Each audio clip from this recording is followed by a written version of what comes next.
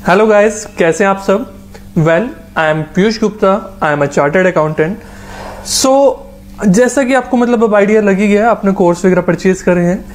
हम जीएसटी के बारे में पूरा पढ़ने वाले हैं। ये जो कोर्स है इसमें मैं आपको फंडामेंटल्स ऑफ जीएसटी मतलब जीएसटी के बारे में सारा बताऊंगा। उसके अलावा हम इसमें रिटर्न फाइलिंग का भी बेसिक उसमें सारी चीजें कवर करेंगे। प्लस लास्ट में आपको जब ये कोर्स आप कंप्लीट करेंगे तो आपको एक सर्टिफिकेट दिया जाएगा, मेरी तरफ से सर्टिफिकेट मिलेगा। ठीक है, उससे आपको बेनिफिट क्या है कि आपको एक सर्टिफिकेट जब एक मतलब सीए से आपने सीखा है तो वहां पे एक ट्रस्टवर्दीनेस होती है, एक ब्रांड वैल्यू मिलती है आपको कि हाँ you have a knowledge. But वो आपको नॉलेज पहले लेनी जरूरी है। ऐसा नहीं है कि बस आपने कोर्स परचेज करा और आपको सर्टिफिकेट मिल जाएगा, नहीं, क्वालिटी मेंटेन हमें रखनी है। ओके, अब सबसे पहले जब हम जीएसटी पढ़ रहे हैं तो हमारे सामने ये क्वेश्चन आता है, वाई जीएसटी, मतलब जीएसटी को हम पढ़ें क्यों, ये वाला जीएसटी का सर्टिफिकेशन कोर्स क्यों करें, क्या जरूरत है।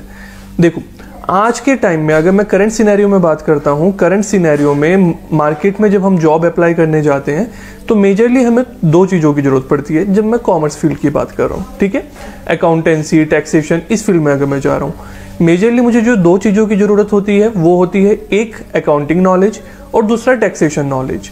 अकाउंटिंग नॉलेज के लिए जब मैं बात करता हूं तो वहां पे टैली या एसएपी सॉफ्टवेयर, इस तरह से हमारे ईआरपी सॉफ्टवेयर, बहुत सारे सॉफ्टवेयर अलग अलग हो जाते हैं, तो उनकी नॉलेज रिक्वायर्ड हो जाती है। अब मैं बात करता हूं जीएसटी की। पहले क्या था, पहले बहुत सारे टैक्सेशन थे, तो वहां पे ना एक एक टैक्स में हमारा स्पेशलाइजेशन मैटर करता था। अभी बहुत अच्छा हो गया है आप सबके लिए, हम सबके लिए, कि जीएसटी सिंगल टैक्स हो गया। इनडायरेक्ट टैक्स में मेजरली अगर मैं बात करता हूं तो मैक्सिमम जो और भी टैक्सेस हैं इनडायरेक्ट में, हम देखेंगे क्या मतलब होता है इन चीजों का। सो मेजरली अभी हमारे पास जीएसटी हो गया। उस जीएसटी को कवर करना हमारे लिए इजी हो गया कि हमें सिर्फ एक टैक्स पढ़ना है। सो जब आप कहीं पे जॉब करने जा रहे हैं, इवन एज एन अकाउंटेंट आप जॉब करने जा रहे हैं, ठीक है, अकाउंटिंग की आपको नॉलेज है तो आपने टैली सीख के या जो भी सॉफ्टवेयर है वो सीख के आपने अकाउंटिंग वहां पे कर ली। बट उसके अलावा आपको टैक्स में जो सबसे ज्यादा हैंडल करना है वो है जीएसटी। जब तक आपको उसकी नॉलेज नहीं है आप सही से इनवॉइस रेज नहीं कर पाएंगे। इनवॉइस मतलब अभी जब आप सेल करते हैं तो वहां पे इनवॉइस नहीं कर पाएंगे। आपको जीएसटी की नॉलेज नहीं है प्रॉपर तो उसकी अकाउंटिंग नहीं कर पाएंगे, रिटर्न फाइल नहीं कर पाएंगे, हर महीने रिटर्न फाइल करनी होती है बिजनेस को।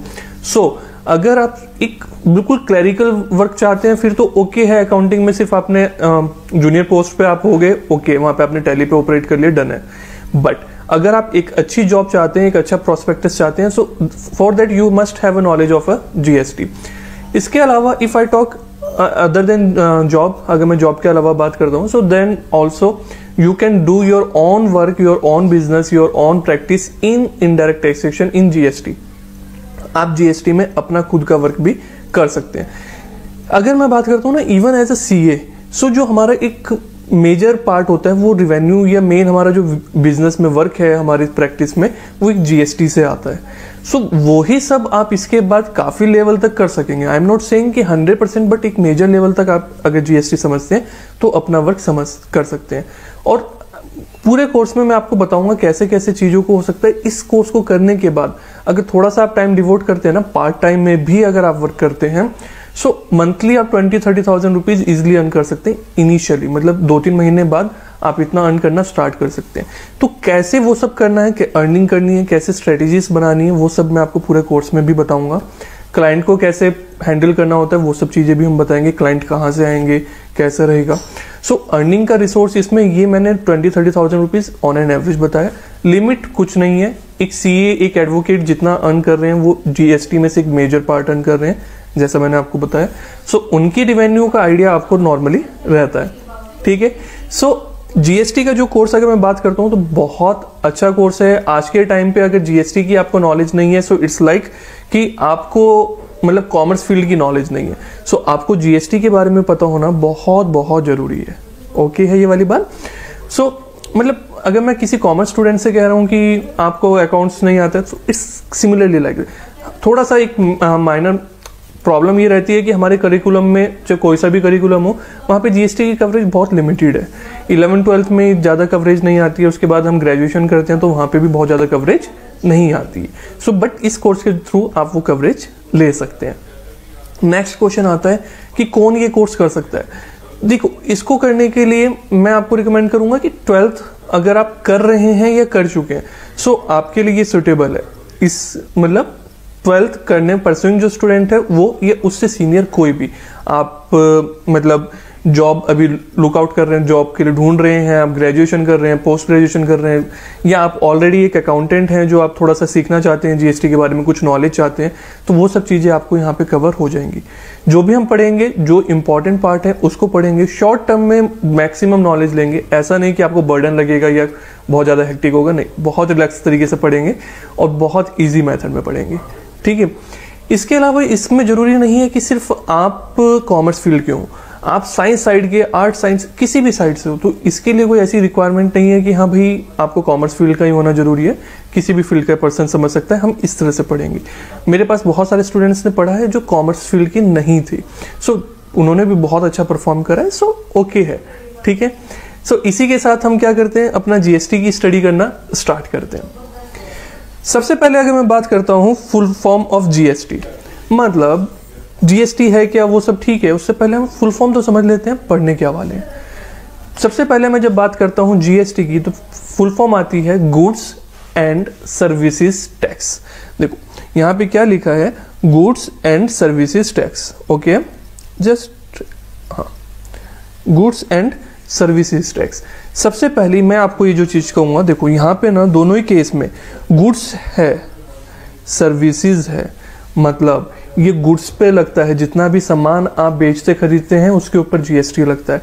सर्विसेज, जितनी भी सर्विसेज होती हैं, जैसे डॉक्टर की सर्विस हो गई, टीचिंग सर्विस हो गई, एडवोकेट की होगी, सीए की होगी, सर्विस जहाँ पे आ जाती है, आर्किटेक्चर की जो मतलब आप लेते हैं सर्विसेज, तो वो भी इसमें कवर हो जाती है।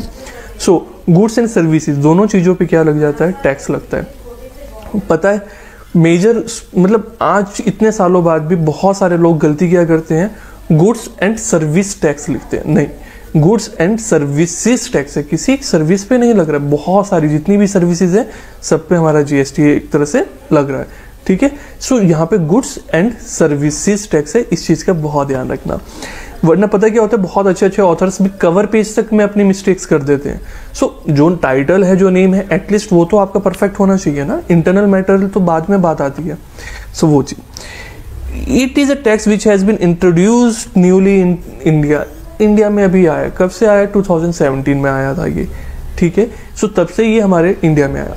चलो फुल फॉर्म देख लिया हमने, ये सब हमने देखा कि इसका गुड्स एंड सर्विसेज टैक्स है, जो कि कॉमन टैक्स है, गुड्स और सर्विसेज के लिए, दोनों चीजों के लिए मेरे कॉमन टैक्स है। अभी बात इसको बेस समझते हैं, क्यों आया, कब आया, कैसे आया, थोड़ा सा इसको एक इंट्रो लेते हैं। एक्चुअल में क्या था, जीएसटी से पहले ना, जब आप सेल परचेज करते थे सॉरी, जब आप सेल परचेज करते थे तो बहुत सारे टैक्स लगते थे, अलग अलग, वैट, सीएसटी, एक्साइज ड्यूटी, बहुत सारे टैक्स थे। तो वहां पे प्रॉब्लम क्या होती थी ना, हर स्टेट का अपना टैक्स, उसके अपने रूल्स, अपनी रेगुलेशंस, वो और अलग अलग रेट्स, बहुत ज्यादा कॉम्प्लिकेटेड था। उसके रीजन से क्या होता था कि आपको वर्क करना है ना, तो मतलब हर एक बिजनेस सोचो, जैसे रिलायंस हो गया, तो उसकी तो हर स्टेट में बिजनेस है अपना। अभी वहां पे उसको हर स्टेट के टैक्स की नॉलेज होनी चाहिए। तो पहले तो इतने सारे टैक्स, मेजरली अगर मैं बात करता हूँ, सर्विस टैक्स, वैट, सीएसटी और एक हमारा एक्साइज, तो 4 टैक्स तो ये नॉलेज। फिर 4 टैक्स में भी अगर मैं बात करता हूँ तो हर स्टेट से रिलेटेड मुझे नॉलेज होनी चाहिए, ठीक है। मेजरली इसमें वैट की नॉलेज तो मुझे हर स्टेट से रिलेटेड होनी चाहिए। अभी देखेंगे इन टैक्सेस को भी मैं समझेंगे, परेशान मत होना। सो वो सारी चीजें भी हमें वहां पे समझनी पड़ती थी कि ये सब चीजें कहाँ पे कैसे, मतलब बहुत ज्यादा कॉम्प्लिकेटेड हो जाता था। इसके कारण कई बार क्या होता था, बाहर की जो फॉरेन कंपनीज होती थी ना, इंडिया में नहीं इन्वेस्ट करती थी। इंडिया में भी छोटा बिजनेस है तो वो टेंशन में आ जाता था कि मैं एक्सपेंड करना चाहता हूँ, बट मुझे इतनी नॉलेज नहीं है कि मैं कैसे एक्सपेंड करूँ। ये एक मेजर पार्ट था। प्लस उसके अलावा ना टैक्स में रिपीटेशन बहुत सारा था, टैक्स मेरा एक तरह से बढ़ रखा था। सो जीएसटी के आने के कारण मेजरली आइटम्स पे टैक्स रिड्यूस हुआ है। सो बहुत सारी चीजों के कारण उन्होंने क्या करा है, अभी हम और भी रीजंस देखेंगे, बेनिफिट्स क्या क्या हमें हुए। तो हमारा जीएसटी का जो एक इंट्रोडक्शन था बहुत इंपॉर्टेंट था, इसलिए जीएसटी हमारे इंडिया में लेके आया गया है, ठीक है। अभी मतलब क्या हो गया, देखो आप जीएसटी पढ़ रहे हो, जीएसटी पढ़ रहे हो, अब मैं आपको पढ़ा रहा हूँ, ऑल ओवर इंडिया स्टूडेंट्स पढ़ रहे हैं। ऐसा तो नहीं है ना मैं सिर्फ एक स्टेट के स्टूडेंट को पढ़ा रहा हूँ, लाइक मैंने दिल्ली, महाराष्ट्र या फिर सिर्फ उत्तराखंड के, नहीं। आप पढ़ रहे हो पूरे इंडिया में कहीं पे भी इसको अप्लाई कर सकते हो, सेम रूल्स अप्लाई होंगे। अभी वन नेशन वन टैक्स वाला कंसेप्ट है, तो पूरे देश में आपके सिर्फ एक ही कंसेप्ट अप्लाई होगा जो मैं भी आपको पढ़ा रहा हूँ। डजेंट मैटर आप कौन सी लोकेशन के हो। उससे पहले सोचो कितना मुश्किल होता था अगर मुझे आपको वैट पढ़ाना है तो दिक्कत आती थी ना, तो मैं जनरल टर्म्स पढ़ा पाता था, बट डिटेल वाली टर्म्स के लिए मेरे पास प्रॉब्लम आ जाती थी। अभी ये प्रॉब्लम सॉल्व हो गई है हमारी। आप पढ़ो। एक चीज और, आपका कस्टमर बेस कितना बढ़ गया। अगर जैसे मैंने आपको कहा था ना वर्क करने के लिए, अभी ऐसा नहीं है कि सिर्फ आपको अपनी सिटी की, जैसे मैं हरिद्वार से हूँ तो ये जरूरी नहीं है कि मैं हरिद्वार के क्लाइंट्स को ही हैंडल करूँ। मेरे कोई फ्रेंड है मेरा, वो दिल्ली रहता है, तो ठीक है मैं दिल्ली के फ्रेंड को भी हैंडल कर सकता हूँ, उसके वर्क को भी अपने हरिद्वार से हैंडल कर सकता हूँ। ऑनलाइन मैक्सिमम वर्क हो जाता है हमारा आज के टाइम पे। और उसके अलावा मुझे नॉलेज पता है कि भाई दिल्ली में ऐसे रूल्स लग रहे होंगे, वहां पे ऐसे रूल्स होंगे। क्यों देखा जाए तो पूरी इंडिया में एक ही तरीके के रूल्स हैं। ठीक, डन है। सो नेक्स्ट वीडियो में हम इसके आगे की पूरा डिस्कशन स्टार्ट करते हैं। Okay, take care. Okay, so next video में हम अभी देखते हैं कि गुड्स एंड सर्विसेज का हमने डेफिनेशन तो देख ली, मतलब फुल फॉर्म देख ली थी, मीनिंग भी देखा था कि क्यों आया है हमारे इंडिया में। जीएसटी की फुल फॉर्म हमने क्या देखी थी, गुड्स एंड सर्विसेज टैक्स। देखो जितना भी हम पढ़ते रहेंगे ना, उसमें वैसे मैं आपको नोटिंग का टाइम दूंगा, बट इन बिटवीन आप अगर कहीं ऐसा होता है कि वीडियो आगे हो जाती है तो आपके लिए बेनिफिट है, वहां पे पॉज करें और वीडियो ये जितना भी है ये नोट कर लीजिए। मैं ये आपको पीडीएफ प्रिंटेबल फॉर्म में बिल्कुल भी नहीं दूंगा। यस, नहीं दूंगा। पीडीएफ आपके पास अवेलेबल होगी बट उसका प्रिंट नहीं ले पाओगे। रीजन बीइंग, आई वांट कि आप इन सबको अपने हाथ से बाय हैंड अपनी नोटबुक में लिखो। जब तक ये as a print as it is इसको आप प्रिंट ले लेंगे ना, तो वो आपके पास एक ऐसे ही रह जाएगा, वो किसी बेनिफिट का नहीं होगा। मैं आपको एक पूरी बुक दूंगा जो मतलब आईसीआई की तरफ से है, वो बुक आपको बहुत हेल्प करेगी, उसका आप प्रिंट ले सकते हैं, उसमें कोई प्रॉब्लम नहीं। बट जितना मैं आपको स्क्रीन पे शो कर रहा हूं, आप अपनी एक नोटबुक बनाएं, उसमें प्रॉपर इसको नोट करते रहें। ठीक है, मैं आपको सफिशिएंट टाइम दूंगा नोटिंग का, बट फिर भी आप चाहें तो पॉज करके उसको आगे कर सकते हैं। ठीक है, जहां पे भी आप वीडियो देख रहे होंगे वहां पे आपको स्पीड का ऑप्शन भी मिल जाएगा, रेजोल्यूशन का ऑप्शन मिल जाएगा। मोबाइल ऐप पे आप देख रहे हैं तो डाउनलोड का ऑप्शन भी आपको मिल जाएगा। डाउनलोड कर सकते हैं, आपको कोई वीडियो क्लासेस डाउनलोड कर सकते हैं, ऐसा कोई प्रॉब्लम नहीं है वहां पे। बफरिंग वगैरह का इशू आपको नहीं आने वाला है। उसके अलावा जो आप रेजोल्यूशन वगैरह में अपने हिसाब से एडजस्ट कर सकते हैं। स्पीड अगर कभी आपको लगता है कि ठीक है थोड़ा सा एक्स्ट्रा स्पीड पे करना है, कम पे करना है, मैनेज कर सकते हैं। आपको सारे फंक्शंस वहां पे अवेलेबल मिलेंगे। अब आगे देखते हैं कि यहाँ पे ना टैक्स दो तरीके के होते हैं। एक होता है हमारा डायरेक्ट टैक्स, एक हमारा होता है इनडायरेक्ट टैक्स। डायरेक्ट टैक्स और इनडायरेक्ट टैक्स क्या होता है, मेजरली ये थोड़ा सा आपने पढ़ा होगा, मे बी 11th 12th में, ग्रेजुएशन में जरूर इसको आपने देखा होगा। डायरेक्ट टैक्स का मतलब होता है जब गवर्नमेंट डायरेक्टली उस पर्सन से वो टैक्स कलेक्ट कर रही है जो उसको यूज कर रहा है पैसे को, मतलब जो उसकी वो अर्निंग है जिससे कलेक्ट करना है उसी से वो कलेक्ट कर रही है। मतलब person page tax from on pocket, person जो टैक्स पे कर रहा है ना अपनी जेब से पे कर रहा है। लाइक इनकम टैक्स, यहाँ पे मेजरली कौन सी बात आती है, इनकम टैक्स। आप, आपके पेरेंट्स, आपके रिलेशन में जो भी हैं वो इनकम टैक्स पे करते होंगे, होपफुली करते होंगे। इनकम टैक्स जब पे करते हैं वहां पे क्या होता है, आपने अर्न करा है, आपकी अपनी सैलरी आई है, आपने कमाया है, उसके ऊपर टैक्स भरना पड़ेगा, आपको सबमिट करना पड़ेगा किसके पास, गवर्नमेंट के। वो टैक्स किसकी जेब से गया, आपकी अपनी जेब से गया ना। देना किसका था, आप ही को देना था, और दिया किसने, आप ही ने उसको टैक्स को पे करा है। ठीक है, क्लियर है। मतलब यहाँ पे क्या है, जो पर्सन अर्न कर रहा है वो ही उसको क्या करेगा, पे करेगा। यहाँ पे एग्जांपल में मेरे पास क्या आ जाता है, इनकम टैक्स आता है। सेकंड टैक्स होता है मेरा इनडायरेक्ट टैक्स। इनडायरेक्ट टैक्स मतलब नाम से पता चला इनडायरेक्ट तरीके से मैं उससे ले रहा हूं। मतलब टैक्स तो मैं पे कर रहा हूं बट वो मेरी जेब से नहीं जा रहा है। सर ऐसा कैसे होता है, मतलब देखो मैं बात करता हूं, मैं एक कंपनी हूं, कंपनी कोई भी कंपनी ले लेते हैं, अपने आप को डोमिनोज लेते हैं। ठीक है, थोड़ा सा बीच बीच में मन भी करता रहेगा खाने का। डोमिनोज की बात करते हैं, हम डोमिनोज हैं। मैंने अभी क्या करा है, आप जब डोमिनोज में जाते हैं वहां पे क्या करते हैं, परचेज करते हैं। परचेज करने पे बिल पे आपको टैक्स मिलता है। फॉर एग्जांपल आपने एक पिज्जा परचेज करा 100 रुपीज का, उसके ऊपर उस पर टैक्स लग गया, फॉर एग्जांपल मैं कह रहा हूँ 18 रुपीज का। ठीक है, हर प्रोडक्ट पे अलग अलग रेट है। 18 रुपीज का उस पर टैक्स लग गया। टोटल आपने कितना पे करा, 118 रुपीज। पे किसने करा है, आपने। किसको करा है, डोमिनोज के। वो 18 रुपीज टैक्स के किसको आपने पे करे? डोमिनोज को पे करें। वो डोमिनोज अभी क्या करेगा, वो जो टैक्स आपसे कलेक्ट करा है वो गवर्नमेंट को पे करेगा, क्योंकि टैक्स किसका होता है? गवर्नमेंट का होता है। टैक्स उस पर्सन का तो नहीं है ना, डोमिनोज की तो इनकम नहीं है। उसकी डोमिनोज की इनकम कितनी है? सिर्फ 100 रुपीज। सो 18 रुपीज जो आपसे लिए वो आपसे लेकर डोमिनोज किसको दे देगा? गवर्नमेंट को। सो गवर्नमेंट को कौन दे रहा है टैक्स? डोमिनोज दे रहा है। क्या उसकी पॉकेट से गया? नहीं, पॉकेट से तो आपकी गया है, आपका नुकसान हुआ है, आपसे लिया और गवर्नमेंट को दिया। सो यहाँ पे क्या हो रहा है? इनडायरेक्टली गवर्नमेंट आपसे टैक्स ले रही है। सो वो जो टैक्स जा रहा है मेरी पॉकेट से ना जाके वो मैं किसी और से रिकवर कर रहा हूँ। सो ये कैसा हो गया? Indirect tax. So person collect tax from customer, customer से कलेक्ट करते हो, गवर्नमेंट को पे करते हो, जैसे कि आज के टाइम पे जीएसटी, पहले वैट, सर्विस एक्साइज और सीएसटी होता था हमारा। क्लियर हुआ है?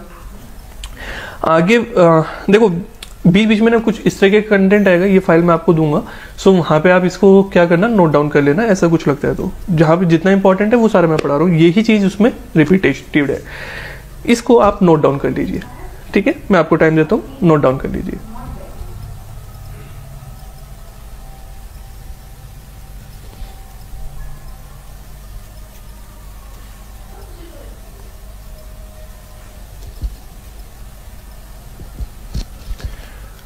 चलिए आगे करते हैं।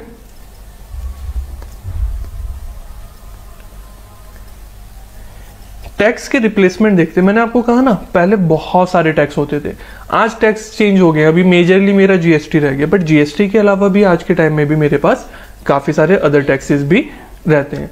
सो पहले कौन से टैक्सेस थे जो कि जीएसटी के आने के कारण अब खत्म हो गए? सो उसमें मेनली कौन सा है? वैट। वैट क्या होता था? वैट ना गुड्स पे लगता था, सामान पे लगता था, जब मैं सेल करता था, परचेज करता था। वैट लगता था जब मैं एक ही स्टेट के अंदर परचेज करता था। लाइक मैं महाराष्ट्र में हूँ, मैंने कहाँ से परचेज कर लिया? महाराष्ट्र का, महाराष्ट्र में परचेज करा है। सो जैसे अभी मैं बात करता हूँ अपने स्टेट की बात करता हूँ, उत्तराखंड। सो उत्तराखंड के अंदर दो सिटीज हैं, एक देहरादून, एक हरिद्वार। मैंने हरिद्वार का से सामान खरीद लिया देहरादून में, देहरादून से हरिद्वार में खरीद लिया। परचेज कैसे चल रही है? सेम स्टेट के अंदर चल रही है। सो जब सेम स्टेट के अंदर आपकी परचेज सेल चल रही है तो वहां पे वैट लगता था। सीएसटी कब चार्ज होता था? सीएसटी चार्ज होता था आपका जब आप ना एक स्टेट से दूसरे स्टेट के बीच में कर रहे थे। जैसे उत्तराखंड से महाराष्ट्र के बीच में कोई सामान सेल परचेज हुई है, तो मैं सेलर हूँ कहाँ का? उत्तराखंड का। आप कस्टमर हैं मेरे, आपने मुझसे कोई सामान लिया, आप कहाँ के कस्टमर है? महाराष्ट्र के। सो क्या लगता था इस टाइम पे? सीएसटी लगता था। फिर एक होता था हमारा सर्विस टैक्स। सर्विस टैक्स लगता था हमारा सर्विस पे।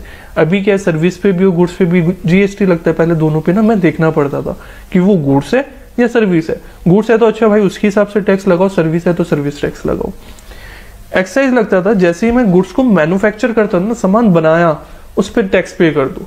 सो मतलब रिमूवल पे होता था ये भी, तो सामान बनाने पे, प्रोड्यूस करने पे भी एक टैक्स लग जाता था। आज के टाइम पे ऐसा नहीं है। तो एक्साइज अभी क्या हो गया? एबॉलिश हो गया, उसकी जगह क्या? जीएसटी आ गया। कुछ जगह आज भी ये टैक्सेस चल रहे हैं, वैट, सीएसटी, हम वो बाद में देखेंगे। ठीक है, पहले लग्जरी टैक्स था, लग्जरी गुड्स वगैरह पे सामान पे लगता था। एंटरटेनमेंट टैक्स, जैसे कि आपकी मूवीज टिकट वगैरह पे पहले क्या लगता था? एंटरटेनमेंट। अभी क्या लगता है? वहां पे भी जीएसटी टैक्स लगता है आपका। अब कौन कौन से टैक्स रह गए जो आज भी सेम है? एक कस्टम, कस्टम होता है इंपोर्ट एक्सपोर्ट पे। सो उस टाइम पे ना कस्टम ड्यूटी देनी पड़ती है मेजरली आपको इंपोर्ट पे। सो वो कस्टम आज भी लगती है। उसके अलावा इनकम टैक्स, अभी पढ़ा ना, इनकम टैक्स तो इनकम टैक्स है, वो तो डायरेक्ट टैक्स है, उसका इससे कोई रिलेशन है सच नहीं है। टीडीएस, पेरोल, पीएफ, ईएसआई, ये सब भी मेरे आज भी लगते हैं। तो ये सारे टैक्सेस आज भी एप्लीकेबल है, और वो भी। और जीएसटी तो डेफिनेटली आज के टाइम पे हैगी। ओके, इसको भी आप क्या करें? नोट कर लीजिए।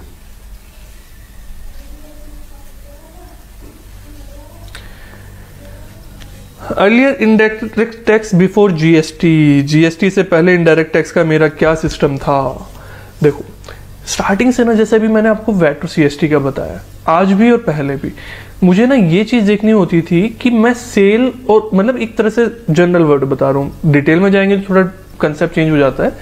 अगर मैं रफली एक बात करता हूँ तो मैं ये देखता हूँ सेलर और बायर दोनों कहाँ के हैं, वो सेम स्टेट के हैं या डिफरेंट स्टेट के हैं।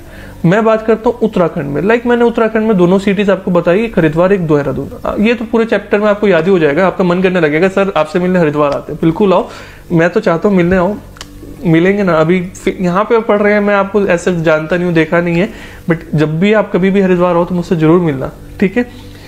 सिटी आपको हरिद्वार अच्छी है, पता ही है, तो गंगा है वहाँ पे, हर की पौड़ी, बहुत सारी लोकेशन है, तो ऋषिकेश जब भी आते हो तो मुझसे एक बार जरूर मिलना। अभी बात करता हूँ इनडायरेक्ट टैक्स की। सो इनडायरेक्ट टैक्स में मैंने क्या बताया, इनडायरेक्ट टैक्स में पहले वैट और सीएसटी आता था मेजरली।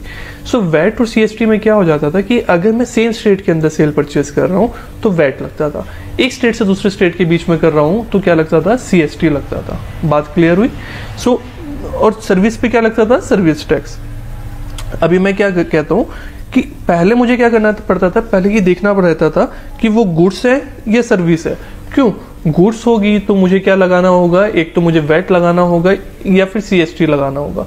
अगर सर्विस होगी तो क्या लगाऊंगा, वहां पे सर्विस टैक्स लगाऊंगा। एक्साइज भी मैंने एक टैक्स बताया ना आपको, एक्साइज किस पे लगता है, गुड्स की मैन्युफैक्चरिंग पे। जैसे आपने गुड्स मैन्युफैक्चर करा उसके ऊपर टैक्स लग गया। लाइक मैंने क्या करा, मोबाइल है, सो मोबाइल इस कंपनी ने मोबाइल जैसे ही मैन्युफैक्चर करा है, सो उसके बाद जैसे जब ये सेल करेगा ना, अपनी फैक्ट्री से रिमूव करते थे, तो उसके ऊपर क्या लग जाता था, एक एक्साइज ड्यूटी लग जाती थी, वो हाँ एक्साइज ड्यूटी लग जाती थी आपकी। सो अब तो ये सिस्टम नहीं है। तो इसके बारे में आपको थोड़ी जानकारी होनी चाहिए, क्योंकि अभी तो देखो एग्जिस्ट नहीं करता है, तो इतने ज्यादा पेन लेने की जरूरत नहीं है, बट हाँ थोड़ा पता होना चाहिए। पहले क्या होता था कि अगर ये देखते थे गुड्स बनाने के बाद कि भाई मैं डीलर हूं या मैन्युफैक्चरर हूं, डीलर हूं या मैन्युफैक्चरर, फिर देखता था विद इन स्टेट है या आउटसाइड स्टेट है। विद इन स्टेट है तो मैं क्या लगाऊंगा, वैट। आउटसाइड स्टेट है तो क्या लगाऊंगा, सीएसटी। सेम स्टेट के अंदर सेल परचेज कर रहा हूं तो क्या लगाऊंगा, वैट। एक स्टेट से दूसरे स्टेट में सेल परचेज कर रहा हूं तो क्या लगाऊंगा, वहां पे मैं सीएसटी चार्ज करूंगा।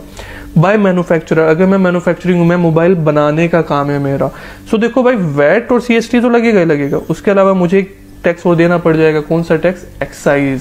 सो मुझे एक्साइज भी अभी पे करना पड़ेगा। सर्विस प्रोवाइडर, भाई सर्विस प्रोवाइडर को तो टेंशन फ्री थी, उसको तो क्या चार्ज करना था, सर्विस टैक्स चार्ज करना था। उसे कोई टेंशन नहीं है कि विद इन है या आउटसाइड है, उसे तो क्या चार्ज करना है, सर्विस टैक्स चार्ज करना है। यहाँ पे मैन्युफैक्चरर वाला ये डीलर वाला कंसेप्ट तो आता ही नहीं है। सर्विस तो एक मैं आपको पढ़ा रहा हूँ, तो अभी इसमें क्या मैन्युफैक्चरर और क्या डीलिंग, एक ही चीज होती है ना यहाँ। सो इस केस में यहाँ पे कैसा हो जाएगा, सर्विस टैक्स आ जाएगा आपका। डन है ये बात, कोई दिक्कत तो नहीं। इनडायरेक्ट टैक्स अब कैसा हो गया, ये तो भाई जो हमने पढ़ा ये बाबा आदम के जमाने का पढ़ा, मतलब हिस्ट्री पढ़ी हमने कि राजा महाराजा कैसे करते थे। राजा महाराजा नहीं, सिर्फ 2017 से पहले की बात है ये। सो ऐसा भी मत चले जाना, जस्ट फॉर अ जोक। अभी आज के टाइम पे कैसा चलता है उस चीज को देखते हैं। आज के टाइम पे ना मुझे कोई फर्क नहीं पड़ता है मैं गुड्स बना रहा हूँ या मैं सर्विस बना रहा हूँ, हर चीज में मुझे सेम, मुझे बस इतना मैन्युफैक्चर हूँ या डीलर हूँ, मुझे कोई फर्क नहीं पड़ता है। बस मुझे एक चीज देखनी है, सेम स्टेट आउटसाइड स्टेट, इसके अलावा मुझे कोई मतलब ही नहीं है। एक चीज पहले मैं जिस तरह से हाईलाइट कर रहा हूँ ना उतना देखना। इनडायरेक्ट टैक्स अगर मैं विद इन स्टेट कर रहा हूँ, सेम स्टेट में, CGST SGST CGST SGST CGST SGST, कोई फर्क नहीं पड़ा ना मुझे। आउटसाइड स्टेट कर रहा हूं तो कैसा कर रहा हूं, आईजीएसटी आईजीएसटी आईजीएसटी, मुझे फर्क ही नहीं पड़ रहा है कि गुड्स है या सर्विस है, डीलर है मैन्युफैक्चरर है या सर्विस प्रोवाइडर है, मुझे कोई फर्क नहीं पड़ा। अब बात आती है सर ये क्या लिख दिया, अभी तो आपने जीएसटी जीएसटी बोला था, कि सीजीएसटी एसजीएसटी आईजीएसटी ये क्या क्या आ गए।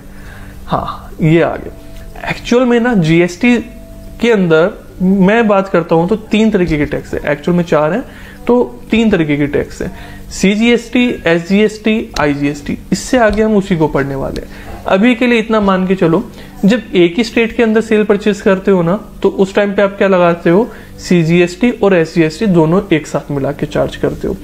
और जब एक स्टेट से दूसरे स्टेट में कर रहे हो, जैसे उत्तराखंड से महाराष्ट्र हो गया, या उत्तराखंड से दिल्ली हो गया, उत्तराखंड से यूपी हो गया, या महाराष्ट्र से वेस्ट बंगाल हो गया, इस तरह से कहीं पे भी मतलब 2 स्टेट्स के बीच में हो रहा है तो आप क्या चार्ज करते हो, आईजीएसटी। अभी इनका मतलब क्या होता है, इनको कैसे कैसे चार्ज करते हैं, क्या चीजें हैं, वो सब हम नेक्स्ट वीडियो में देखते हैं। ठीक है, बाय बाय। इसको पूरा का पूरा आप क्या करो, नोट डाउन कर लो। अभी नई बात आती है कि जीएसटी आया कब था, और जो अभी हमने देखा सीजीएसटी आईजीएसटी ये सब कौन से जीएसटी है। देखो जीएसटी ना एक फैमिली है जिसकी की मेंबर्स हैं, एक तरह से ऐसे कह सकते हो, तो उन चीजों को हम समझते हैं। सबसे पहले बात करते हैं when GST was introduced, GST आया कब था।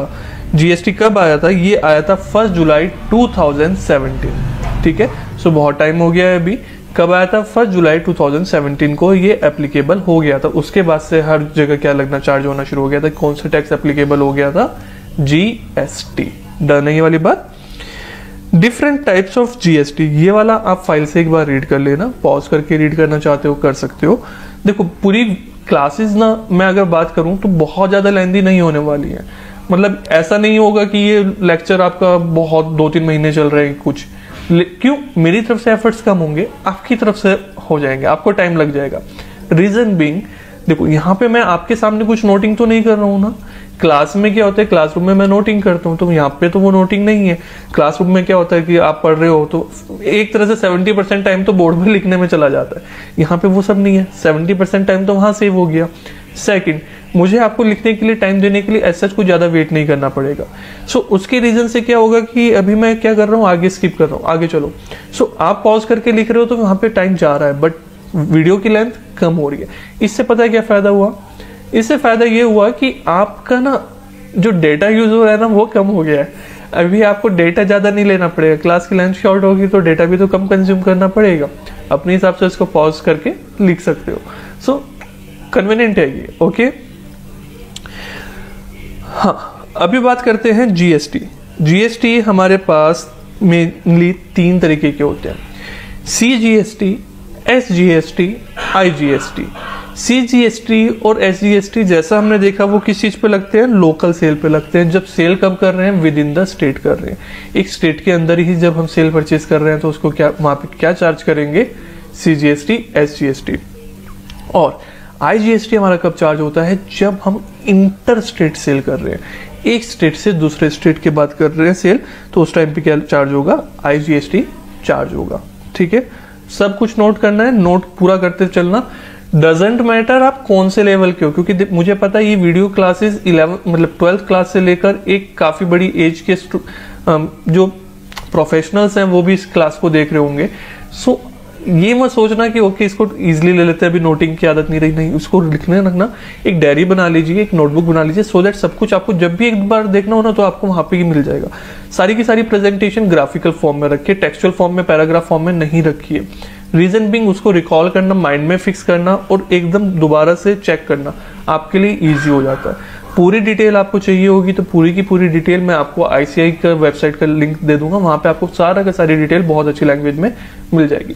बट उससे मैं यहाँ पे पढ़ाऊँ तो कोई फायदा नहीं है, कंटेंट सारा मैं पढ़ा रहा हूँ, वो बुक आपकी 700 पेजेस की हो जाएगी, तो 700 पेजेस यहाँ कवर करने का कोई मतलब नहीं बनता है, फिर तो वो क्लासरूम रीडिंग हो जाएगी, उसको कवर करते करते हमारे महीने लग जाएंगे।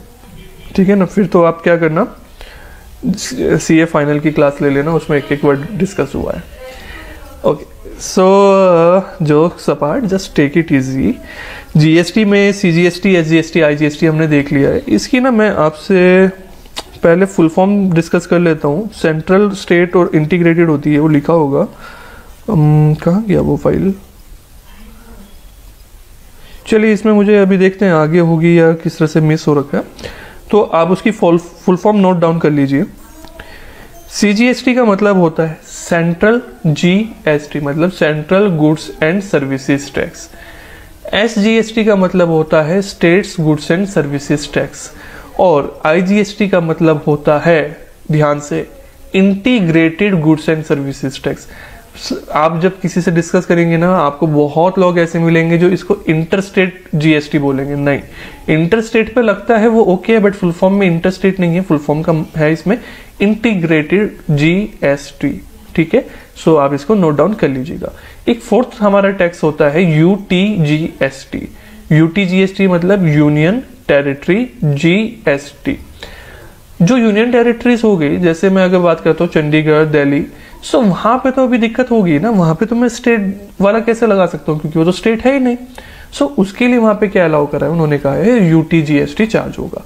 सो कंसेप्ट सारे सेम है, ऐसा कोई फर्क नहीं है, बट हाँ वहां पे अभी मैं उनको स्टेट नहीं बोल सकता हूँ, तो मेजरली ये रीजन है कि उसको हमने यूटीजीएसटी नाम दे दिया है।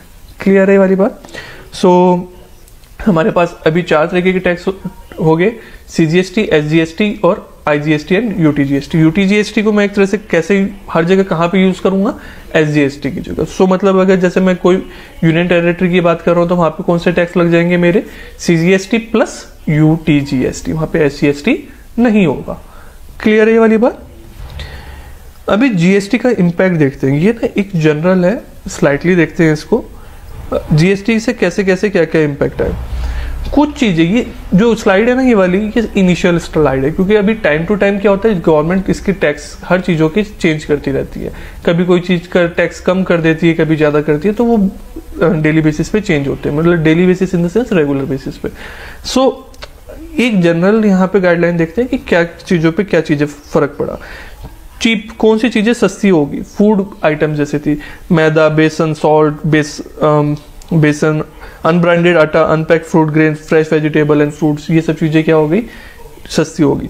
Pressure cooker, pan, entertainment ticket वगैरह जो हो गए, जो मेरे 100 रुपीज़ से नीचे के थे, वो कम हो गए। जब आपने बुक माई शो वगैरह पे टिकट बुक करने शुरू करे होंगे 100 रुपीज़ से नीचे वाले, जीएसटी आने के बाद वो सस्ते हो गए। वो बात अलग है, बाद में मोस्टली सिनेमा हॉल्स ने टिकट की वैल्यू बढ़ा दी, बट टैक्स कम हो गया था उसके ऊपर, तो टिकट सस्ते हो गए थे हमारे।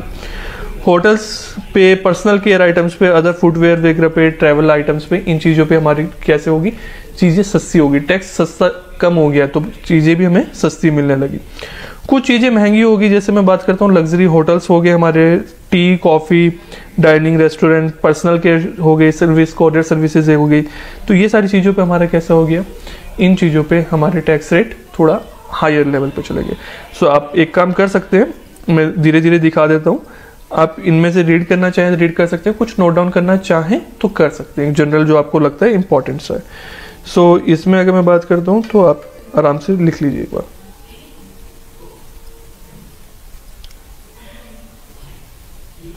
ठीक है, नेक्स्ट दिखाते हैं।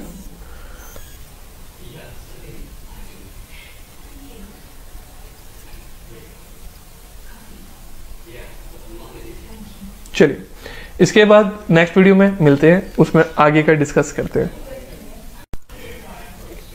अभी हम डिस्कस करते हैं जीएसटी के रेट्स, कि जीएसटी के कितने रेट्स होते हैं। देखो, जीएसटी में जो टैक्स रेट एप्लीकेबल है ना, वो सिर्फ ये वाले हमारे 5 टैक्स रेट एप्लीकेबल्स हैं। कौन कौन से? 0%, मतलब एक तरह से क्या, इस पे कोई जीएसटी लगना ही नहीं है। सो मैं ये नहीं कहूंगा कि जीएसटी नहीं लगेगा, हम इसको कैसे बोलते हैं, जीएसटी लगता है, बट किस रेट पे, 0% पे। तो बात जनरल टर्म्स में मैं रेगुलर एक बात करता हूं तो वो सेम मतलब सेंस निकलती है, टेक्निकली जाता हूं तो दोनों में डिफरेंस आ जाता है। फिर एक 5%, 12%, 18% और 28%, ये हमारे पास टैक्स रेट के स्लैब्स हैं। मतलब किसी चीज के ऊपर जो टैक्स लगेगा ना, इन 5 रेट में से कोई से एक रेट पे लगेगा, इसके अलावा किसी और रेट पे नहीं लगेगा। लाइक मैं किसी भी चीज के ऊपर 15% का टैक्स रेट नहीं लगा सकता, मुझे किसी भी चीज के ऊपर 15% का जीएसटी नहीं मिलेगा। सो गवर्नमेंट ने 5 स्लैब्स दे दिए कि ठीक है, या तो ये, या तो ये, या तो ये, इनमें से 5 में से कोई सा एक टैक्स आपका उसके ऊपर रेट आपके पास एप्लीकेबल हो जाएगा। अभी जब हम आगे पढ़ेंगे ना, कहीं कहीं मैं आपको क्या करूंगा, एग्जांपल लूंगा 10% जीएसटी का। सो एडवांस में बता रहा हूं, तब भी मैं आपको बताऊंगा 10% का कोई जीएसटी का रेट नहीं है, वो सिर्फ हम कैलकुलेशन को इजी करने के लिए ले लेते हैं, क्योंकि 10% कैलकुलेट करना आसान हो जाता है, 18%, 28%, 12% कैलकुलेट करना थोड़ा मुश्किल होता है। सो फॉर इजी कैलकुलेशन, बाकी सिर्फ हमारे पास यही टैक्स रेट होता है। सो 0% में कौन कौन सी चीजें आ जाती हैं जिसपे हमारा कोई टैक्स नहीं है, जैसे आपका meat, fish, egg, vegetables, milk. 5% जो हमारा रहता है वो किस पे हो गया, frozen food, fish, skim milk, yoghurt. So normal चीजें हैं, सो इसके ऊपर हमारा ये टैक्स हो जाता है। क्या मुझे ये टैक्स रेट याद करने हैं? नहीं, बिल्कुल नहीं, क्योंकि अभी ये देखिए, आप अपने पास ऐसे ना एक बार गर्दन घुमा के देखिए, जहाँ पे भी आप बैठे होंगे कितनी सारी चीजें रखी होंगी। आपके पास क्लाइंट आएगा, उसको कौन से चीज के लिए आप कैसे टैक्स रेट याद रख सकते हो, वो टैक्स कंटिन्यूसली चेंज भी होते रहते हैं टाइम टू टाइम। मैं आपको बताऊंगा कहाँ से हम सारे टैक्स रेट निकाल सकते हैं, फाइंड आउट कर सकते हैं कि कैसे पता कर सकते हैं कि किस चीज का कितना टैक्स रेट है, लेटेस्ट टैक्स रेट। ठीक है, वो सब हम सीखेंगे तो हमें वहां से, ये सिर्फ एक जनरल आइडिया देने के लिए आपको कि हाँ ये वाले मेरे पास टैक्स रेट स्लैब्स रहते हैं। तो आप क्या करिए, इन टैक्स रेट्स को नोट डाउन कर लीजिए कि ये टैक्स रेट्स हैं मेरे, और इसके अंदर ये वाला मेरा सारा का सारा कुछ आइटम्स जो इसमें से आपको इंपॉर्टेंट लगती है वो आप नोट डाउन कर सकते हैं। ठीक है, आप नोट डाउन कर लीजिए।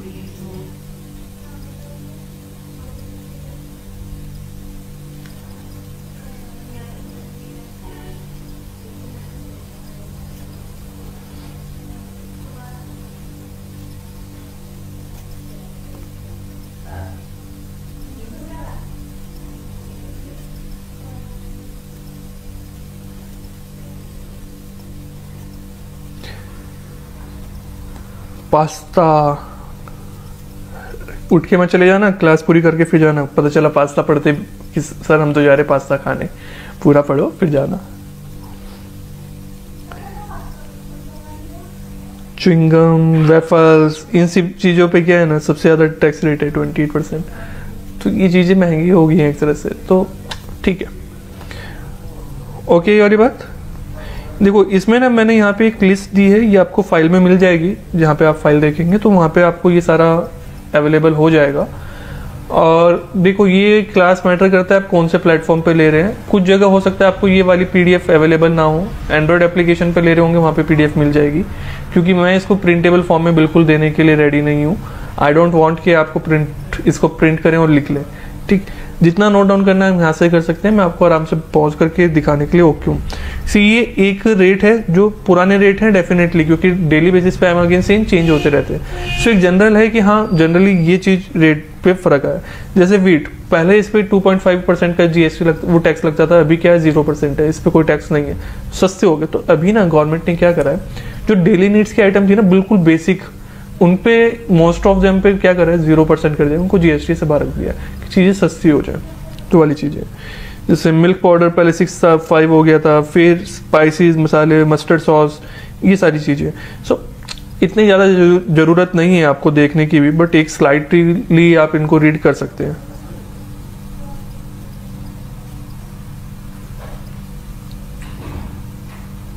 ठीक है, नेक्स्ट वीडियो में आते हैं और फिर हम इसके बेनिफिट्स देखते हैं कि हमें क्या क्या बेनिफिट्स मिले हैं जीएसटी के कारण। ओके,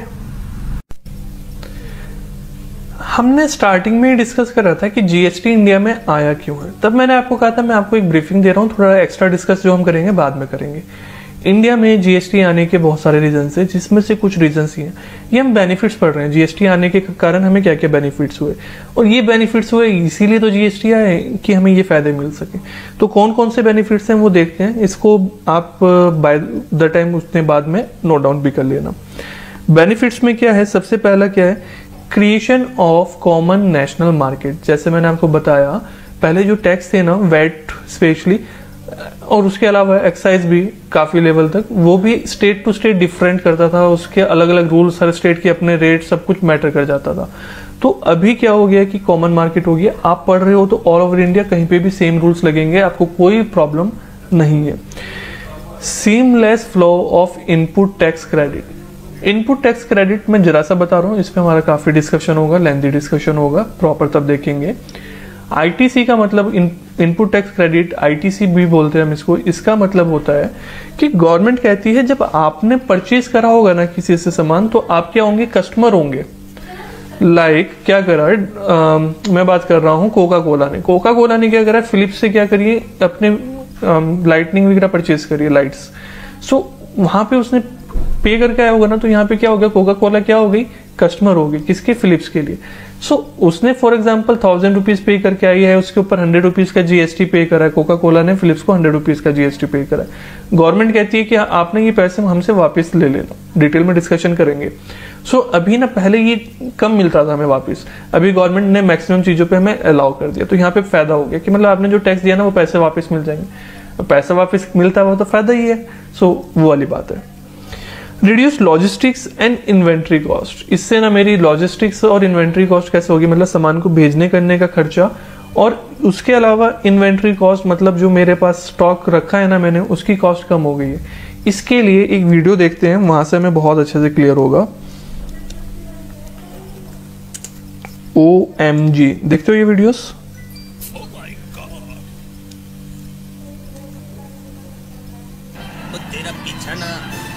छड्डूंगा सोनिए बिछाना, मैं छड्डूंगा सोनिए दे जाए।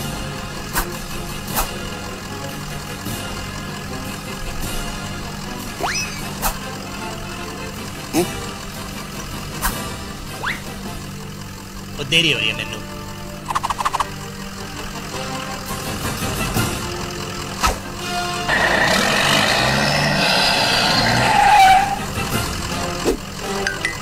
बच्चे की जान लेगा क्या, दे तो दिया टैक्स यार। छड्डो यार, देरी हो रही है। और की चाहिए तेनू, वो क्या चाहिए है, वो क्या चाहिए यार।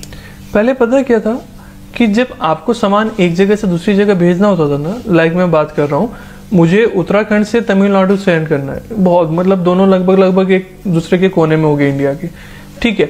सो वहां से मुझे वहां पे सेंड करना है, मैंने क्या करा, एक गाड़ी को भेज दिया। अब गाड़ी हर स्टेट से होते हुए जाएगी ना, बीच में कितने सारे स्टेट्स आएंगे, हर स्टेट की बॉर्डर पे ना वहां पे चेकिंग होती थी कि आपका सामान क्या है, उस पर आपने जितने टैक्स पे करने थे कर दिए है ना। और टैक्स भी पहले कितने सारे टैक्स हो जाते थे, तो कभी वो कहते थे सर्विस टैक्स दिखाओ, वैट दिखाओ, एक्साइज दिखाओ, ये सब। तो उन चीजों में क्या होता था, मान लीजिए यहाँ से वहां तक जाने के लिए बीच में 5 स्टेट्स आए, तो 5 बार उसको रुकना पड़ा, 5 बार में 5 बार रुका। उस अब इतनी लंबी लाइन लगी होती थी चेक करने के लिए। ऐसा नहीं है कि वो यहाँ तो सिंगल पर्सन है तब इसको इतना टाइम लग रहा है, बट लंबी लंबी लाइन लगी होती थी चेक कराने के लिए। सो उसमें वेट करते रहो, फिर वहां पे क्या है, उसमें इतने सारे डॉक्यूमेंट्स है, वो चेक कराओ, फिर कोई प्रॉब्लम है तो फिर उसको सॉल्व करो।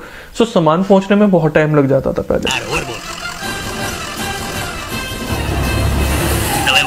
यार मैं क्या यार,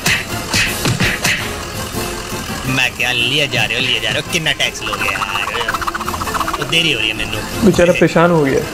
सर जी माल खराब हो जाएगा, अब मैं क्या। एक्साइज देखा ना, एक्साइज भी टैक्स। अभी ये बिग बाजार पहुंच रहा था, डिलीवरी फेल, वहां पे टाइमली पहुंचना था ना, इसके कारण लेट हो गया और डिलीवरी नहीं हो पाई। मतलब अभी कंपनी ने कह दिया कि भाई सामान लेट हो गया, अब हम नहीं ले सकते, होता है ना। तो मतलब एक जरूरत होती है किसी चीज की, उस टाइम पे नहीं पहुंच पाया तो गड़बड़ हो जाएगी। जीएसटी के बाद क्या इम्पैक्ट आया।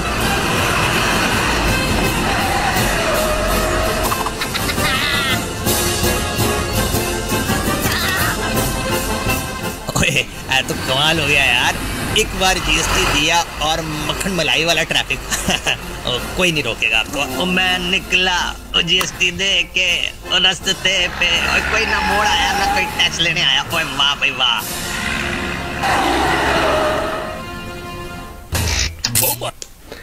सो अभी क्या हो गया, जीएसटी के बाद ना सब कुछ इजी हो गया, मतलब एक ही टैक्स है। और इसमें भी ना अभी ईवे बिल वाला सिस्टम आ गया है, सो उसके कारण ऑटोमेटिक हो गया, सब कंप्यूटराइज हो गया। सो इतना भी रुकना करना नहीं पड़ता है, सो बहुत स्मूथली फ्लो होता चला गया, मतलब आपकी गाड़ी को इतना वेटिंग टाइम नहीं हुआ, तो इसके कारण बहुत टाइम सेव हो जाता है। अभी इससे लॉजिस्टिक और इन्वेंट्री कॉस्ट कैसे सेव हुई, देखो आपने क्या करा, एक व्हीकल को हायर करा, लाइक एक ट्रक वाले को आपने हायर करा कि भाई मेरा सामान पहुंचाओ। उसने क्या कहा, मैं पर डे आपसे ना 5000 रुपीज चार्ज करूंगा। सो जितना डिले होता जाएगा उतना मेरा खर्चा हो रहा है ना, पर डे 5000 रुपीज मेरे एक्स्ट्रा जा रहे हैं। सो अभी पहले उसको लग रहे थे अगर 20 डेज, और अभी वो पहुंचा पा रहा है 10 डेज में, तो मेरी 10 डेज की कॉस्ट सेव हो गई। प्लस कई बार क्या होता था, सामान खराब होने वाला, जो जल्दी चीजें खराब हो जाती हैं, लाइक मैं बात करता हूँ जो हमारे ना ग्रोसरी प्रोडक्ट्स हो गए, या फिर एफएमसीजी वाले हो जाते हैं, फास्ट मूविंग गुड्स जो हो जाती है, कंज्यूमेबल गुड्स, या मैं जैसे ब्रेड हो गया। सो उसको मैं इतनी दूर तक ट्रांसफर करना मेरे लिए पहले पॉसिबल ही नहीं हो पाता था, सामान खराब हो जाता था। अभी क्या है कि मेरे लिए चांसेस बढ़ गई हैं कि मैं क्या कर सकता हूँ, उसको वहां पे टाइमली पहुंचा सकता हूँ। सो मेरी इन्वेंट्री की कॉस्ट भी सेव हो गई कि सामान अभी मैं पहुंचा सकता हूँ, मेरी सेल भी बढ़ी है। पहले मुझे ना वहां पे अलग कंपनी, एक मैन्युफैक्चरिंग प्लांट बनाना पड़ता था, लाइक मैं तमिलनाडु के पास में सेल करना चाहता हूँ, एक अपनी कंपनी वहां पे सेटअप करनी पड़ेगी, सो दैट वहीं के वहीं मैन्युफैक्चर होकर वहीं के वहीं डिलीवरी हो जाए। अभी मुझे लगता है कि नहीं, टाइम टू पहुंच जाएगा, मुझे स्पीड बढ़ गई है मेरी डिलीवरी की, तो हो सकता है कि मैं उत्तराखंड से वहां पे डायरेक्ट भी सेल कर दूं। हाँ, डेफिनेटली मैं सब चीजों की कैलकुलेशन करूंगा, मुझे क्या चीज सस्ती है, क्या महंगा पड़ रहा है, वो एक अलग चीज है। सो यहाँ पे मेरी इन चीजों की कॉस्ट कम हुई है। Transparency and automation.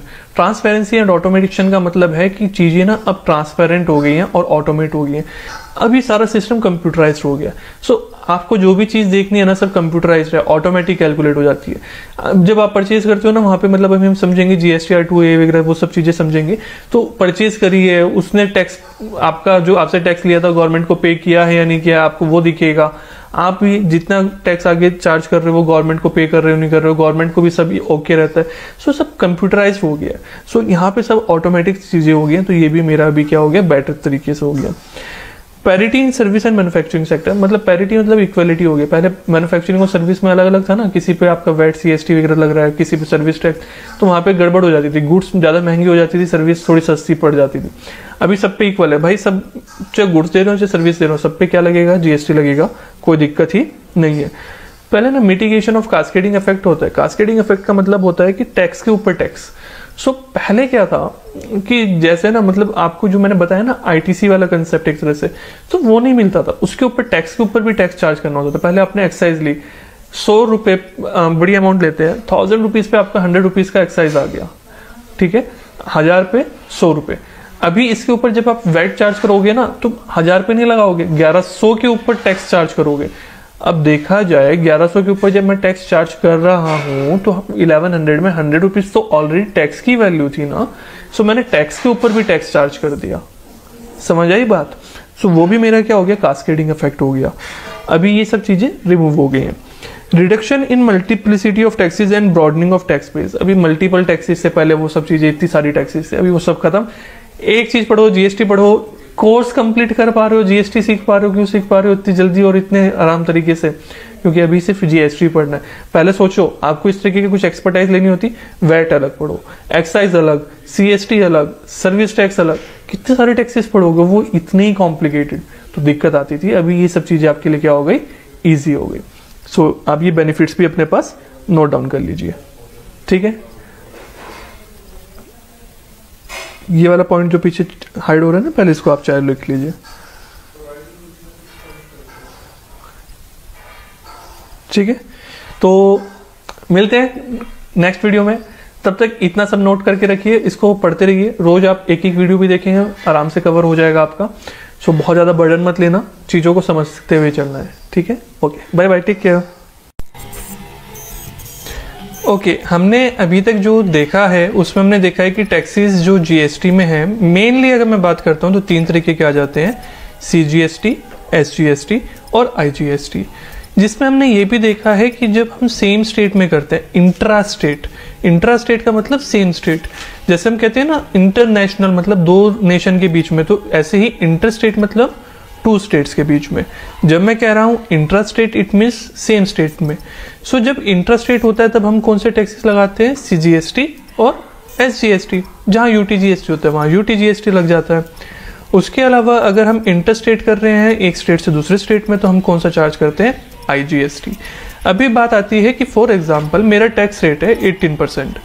अगर मैंने इंटर स्टेट सप्लाई करा, यहां से देखते हैं, स्क्रीन पे देखते हैं थोड़ा सा, मैंने इंटर स्टेट सेल करा है, मतलब एक स्टेट से लेकर दूसरे स्टेट में सेल करा है। सो मेरा क्या लगेगा चार्ज, आईजीएसटी चार्ज होगा। उसमें फॉर एग्जांपल जो मैंने सेल करी है ना, वो रुपीस, उसकी कितनी वैल्यू थी, 1 लाख रुपीस की थी। इस पे जीएसटी का फॉर एग्जांपल रेट कितना था, 5%।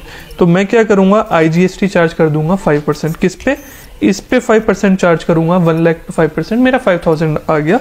तो टोटल वैल्यू मेरी कितनी आ जाएगी, 1,05,000। सो कस्टमर से जो मैं पैसे लूंगा वो कितने कलेक्ट करूंगा, 1,05,000। 1 लाख मेरी सेल वैल्यू, 5,000 रुपीज मेरे टैक्स। बात आती है जब मैं सेल कर रहा हूँ विद इन सेम स्टेट, एक ही स्टेट के अंदर सेल कर रहा हूँ, सो उस केस में मेरे पास 2 टैक्स लगने होते हैं, सीजीएसटी और एसजीएसटी। सेल कितनी थी, 1 लाख, तो भाई टोटल टैक्स तो मेरा सेम लगेगा। मतलब पहले भी 5% लग रहा था, आज भी 5% लगेगा। पहले 5,000 लग रहा था, आज भी 5,000 लगेगा। मगर मैं क्या करूंगा, उसको 2 पार्ट में स्प्लिट कर दूंगा। 2 पार्ट में स्प्लिट कैसे, सीजीएसटी में मैंने 5 का हाफ कर दिया, 2.5%, एसजीएसटी में कर दिया 2.5%, टोटल मिला के 5 हो गया ना। सो 1 लाख को मैं क्या करूंगा, 2,500 और 2,500, टोटल मिला के कितना हो गया, 5,000। सो टोटल वैल्यू अब भी कितनी आ गई, 1,05,000। सो टैक्स कौन सा लगा रहे हो उससे वैल्यू पे कोई फर्क नहीं आएगा, बट इस पे डिपेंड करता है कि मुझे टैक्स वहां पे चार्ज कौन सा करना है। एक्चुअल में क्या होता है, जब सीजीएसटी एसजी होता है तो सीजीएसटी मतलब सेंट्रल, तो ये वाला पैसा जाता है सेंट्रल गवर्नमेंट के पास, ठीक है। और जो एससीएसटी होता है वो किसके पास जाता है, स्टेट गवर्नमेंट के पास। ऐसे जब मेरा आईजीएसटी होता है वहां सारा का सारा पैसा किसके पास जाता है, आईजीएसटी के पास, मतलब सेंट्रल के पास जाता है। वो बाद में अपने हिसाब से फिर किसको देती है, स्टेट को देती है। सो सीजीएसटी एसजीएसटी में अगर मैं टैक्स पे कर रहा हूँ तो डायरेक्टली मैं स्टेट और सेंट्रल को पे कर रहा हूँ। वहां पे आईजीएसटी के केस में क्या है, मैं सेंट्रल को पे कर रहा हूँ और वो बाद में ट्रांसफर कर रही है किसको, स्टेट में। क्लियर है ये वाली बात? देखो यहाँ पे कुछ डिफरेंसेस हैं सीजीएसटी, एसजीएसटी और आईजीएसटी के बीच में। तो फुल फॉर्म है, जैसे इसकी फुल फॉर्म क्या होगी, सेंट्रल, इसकी स्टेट और इसकी क्या, इंटीग्रेटेड। ये जो सीजीएसटी होता है विद इन स्टेट होता है, विद इन स्टेट होता है, ये आउटसाइड स्टेट होता है। Charge collected by central government collect करती है, इसको कौन करता है? State government. और इसको भी मैंने क्या बताया आपको, कौन चार्ज कलेक्ट करता है? Central government. और इससे ना सेंट्रल एक्साइज और सर्विस टैक्स खत्म हो गया, इससे वैट वगैरह खत्म हो गया, और इससे मेरा CST खत्म हो गया। सो मतलब ये पहले के टैक्सेस हैं कि अभी किसको रिप्लेस करके ये टैक्सेस आए हैं। पहले मैंने बताया था ना ये सारे टैक्सेस होते थे, तो एक जनरल नॉलेज होनी चाहिए। ऐसा चाहिए वाला पॉइंट लास्ट वाला इतना ज़्यादा प्रैक्टिकली मेरे इंपॉर्टेंट नहीं है। सो आप पहले तो इसको नोट डाउन कर लीजिए, टाइप्स ऑफ सेल्स को एक बार नोट डाउन कर लीजिए, इस एग्जाम्पल को प्रॉपरली। और इसके बाद ये डिफरेंसेस सारे नोट डाउन कर लीजिए, ठीक है। क्लास को पॉज कर लेना और इसको नोट डाउन कर लो, फिर उसके बाद हम नेक्स्ट वीडियो में आते हैं, ठीक है। ओके, पॉज कर लो, बाय बाय। नेक्स्ट टॉपिक हमारा आता है आउटपुट और इनपुट टैक्स। आउटपुट GST और इनपुट GST क्या होता है, ये हमारा नेक्स्ट टॉपिक है। इसको ना थोड़ा सा एक एग्जांपल के साथ समझते हैं। देखो, फॉर एग्जांपल मैं क्या कह रहा हूं, मैं एक कंपनी हूं, ओके, लाइक मैंने क्या कह दिया, मैं डोमिनोज हूं। यहां पे मैंने परचेज करी किससे? फ्लिप से। मैंने फ्लिप से परचेज करी, कुछ भी परचेज करा होगा मैंने, लाइक मैंने क्या करे, ट्यूबलाइट्स वगैरह परचेज करी, ओके। फिर मेरे आगे कस्टमर्स है,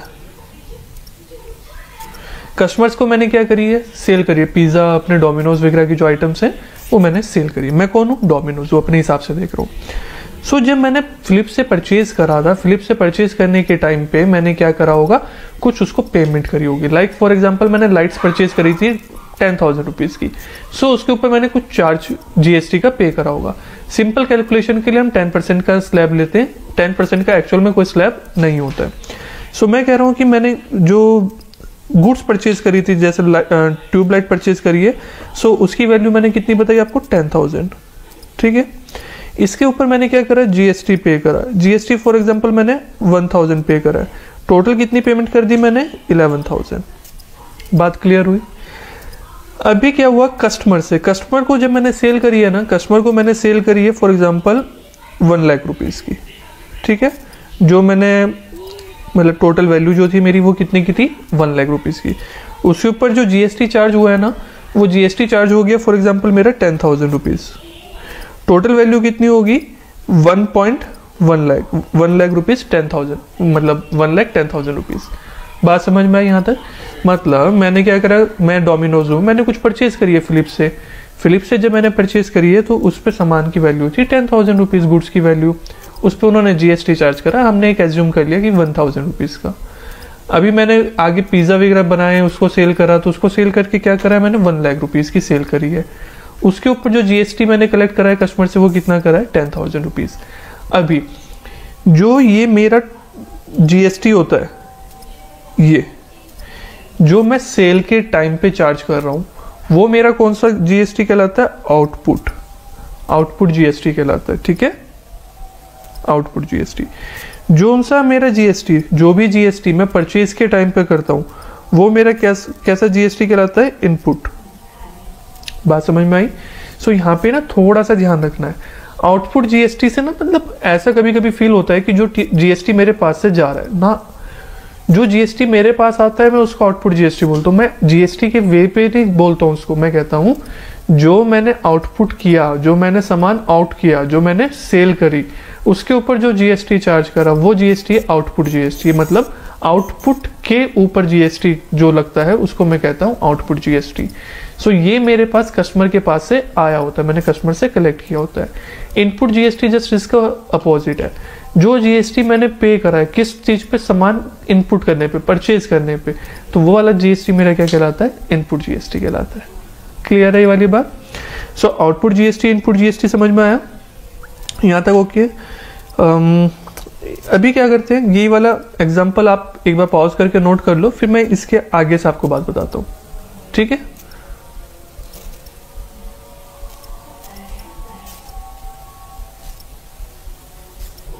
चलिए, इसके बाद अभी क्या हुआ, जो कस्टमर से आपने पेमेंट ली है ना, कस्टमर से जो आपने क्या करा है, पैसे लिए हैं, कितने लिए हैं? GST के नाम के 10,000 रुपीज़।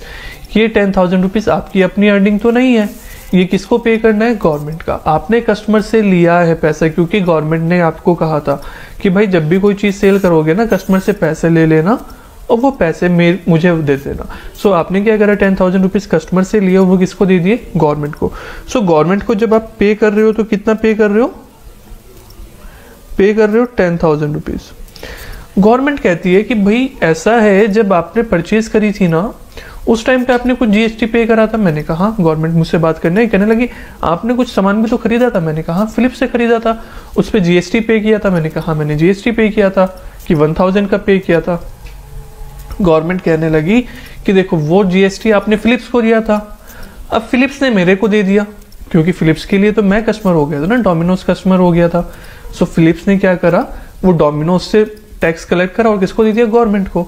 तो गवर्नमेंट कह रही है देखो वो ना आपकी तरफ से एक तरह से मेरे पास आ ही गया है, आपका पैसा वो जो 1,000 रुपीज थे वो आपने फिलिप्स को दिए थे, फिलिप्स ने मुझे दे दिए, तो मेरे पास आ गए। एक काम करो, वो पैसे आप वापस ले लो, कि परचेज पे जो आप जीएसटी पे करा होता है ना, गवर्नमेंट मुझे वापस कर देती है। कुछ इसके ऊपर रेगुलेशंस है, कुछ मिलता है कुछ नहीं मिलता है, कितना मिलता है वो सब हम बाद में देखेंगे। सो जनरली अगर मैं बात करूं तो गवर्नमेंट उसको सारा मुझे वापस कर देती है। सो गवर्नमेंट ने क्या कहा, पे तो मुझे कर दो 10,000 रुपीज, और ये वाले जो 1,000 रुपीज थे ना, ये मुझसे ले लो, रिसीव कर लो। कितने? 1,000। समझ में आई? सो एक्चुअल में मैं क्या कर रहा हूँ, गवर्नमेंट को 10,000 दे रहा हूँ और 1,000 ले रहा हूँ। सो मतलब दूसरी तरफ से क्या बोल सकता हूँ मैं, गवर्नमेंट को पे कितना कर रहा हूँ? 9,000 रुपीज। एक्चुअल पेमेंट कितनी हो रही है मेरी? 9,000 रुपीज की पेमेंट हो रही है। सो मैं क्या करता हूँ, अभी ऐसे थोड़ा करूंगा ना गवर्नमेंट को, भाई पहले 10,000 ले लो फिर मुझे 1,000 वापस कर दो, नहीं। मैं गवर्नमेंट को कहता हूँ 1,000 रुपये काट के मैं वापस आपको दे देता हूँ, 9,000 रुपीज दे देता हूँ। सो एक्चुअल पेमेंट मैं कितनी करता हूँ, इसमें जो आउटपुट जीएसटी होता है माइनस कर देता हूँ उसमें से इनपुट जीएसटी। सो जो अमाउंट आई है वो मेरी क्या आई है? टैक्स लाइबिलिटी की। इतना मुझे अभी क्या करना है, गवर्नमेंट को टैक्स पे करना है। सो मैं यहाँ पे लिख सकता हूँ ना, output GST minus input GST is equal to tax liability. ठीक है, अभी पहले इसको नोट कर लो, भूल जाओगे ये OITL क्या है। Output GST minus input GST, मैंने जितना आउटपुट था उसमें से इनपुट का अपना पैसा वापस ले लिया, बाकी भी बचा हुआ मैंने जो टोटल लाइबिलिटी आई वो गवर्नमेंट को पे कर दी। बात समझ में आई? यहाँ तक कोई दिक्कत तो नहीं है? रब कर दो इसको, सब आगे करते हैं। ठीक है, जो भी रह गया उसको नोट डाउन कर लेना। ये चला भी लिखे रहने देते हैं, बाद में देखते हैं।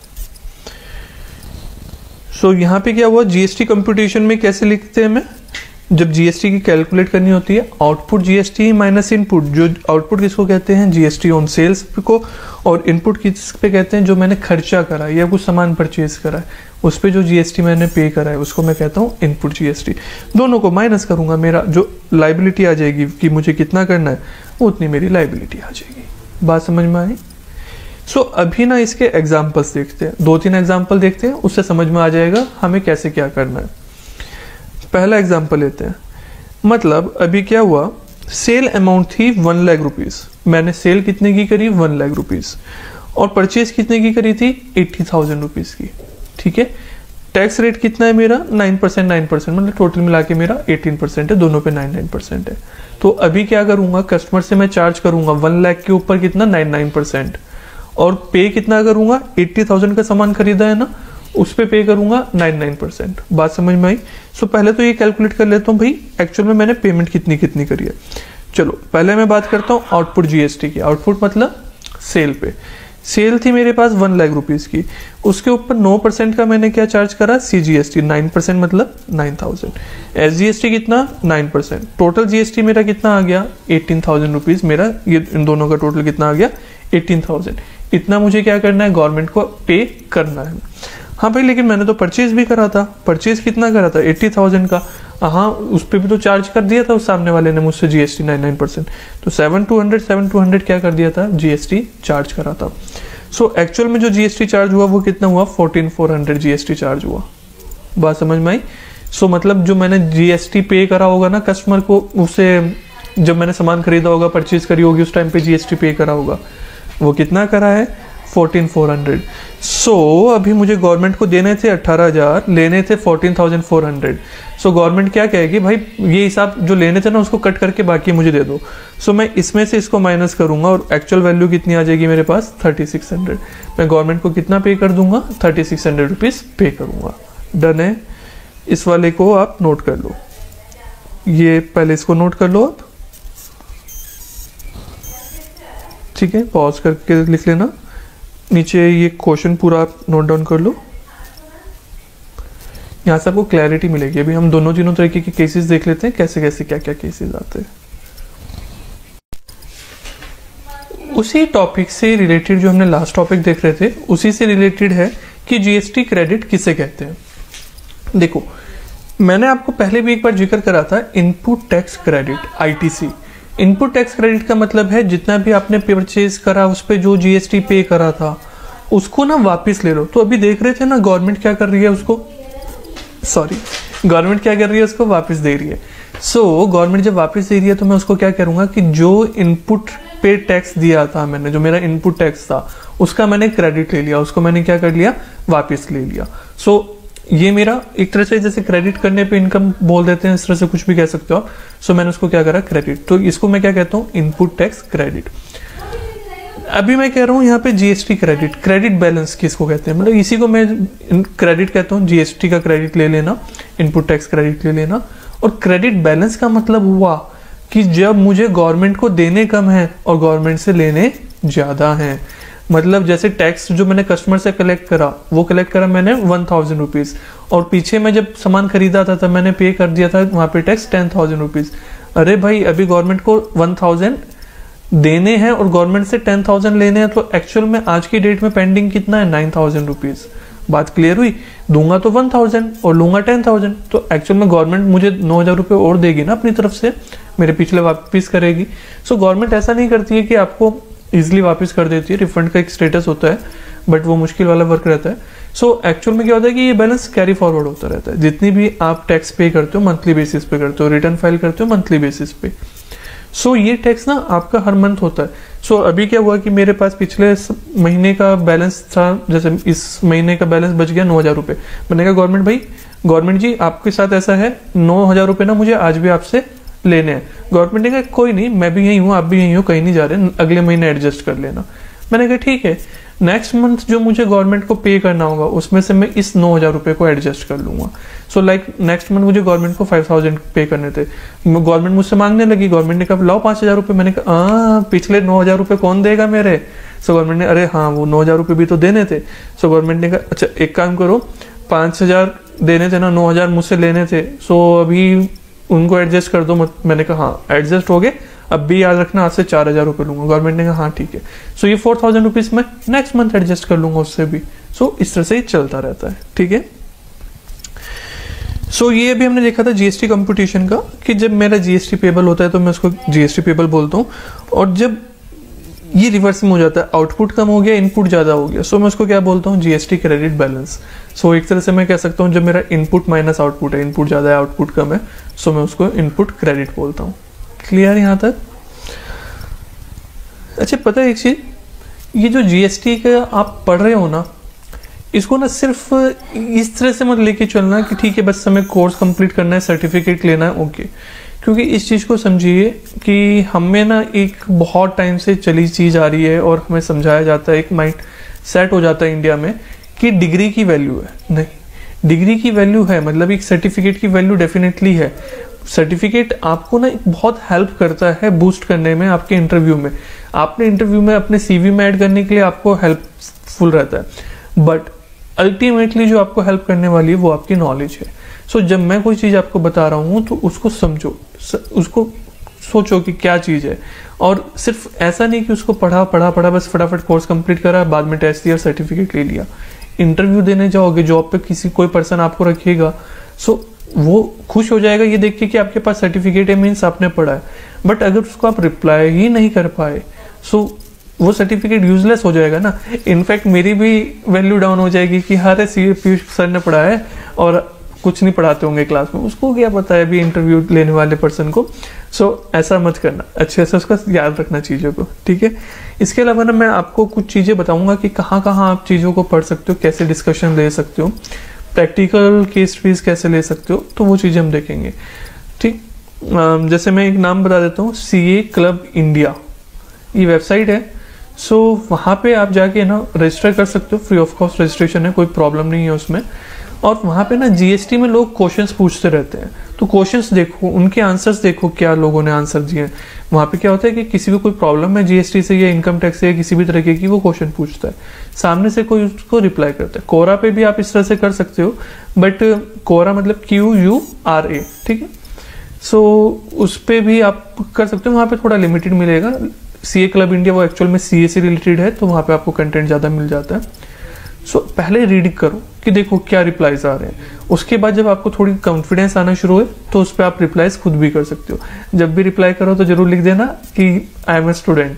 पता चला आपने कोई सजेशन दे दिया, सजेशन गलत दे दिया और सामने वाले ने उसको फॉलो कर लिया, बेचारे का नुकसान हो जाएगा, क्या फायदा।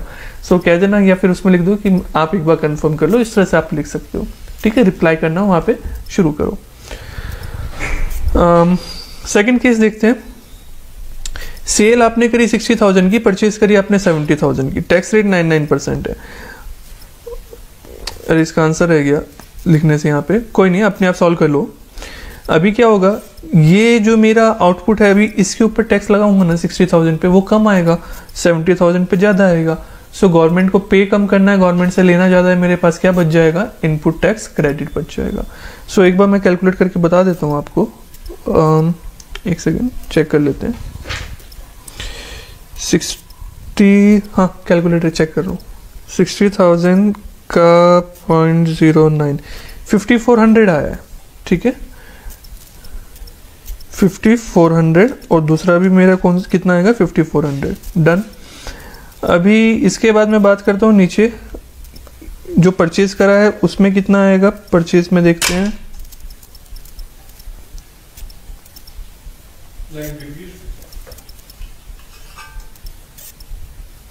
$6,300।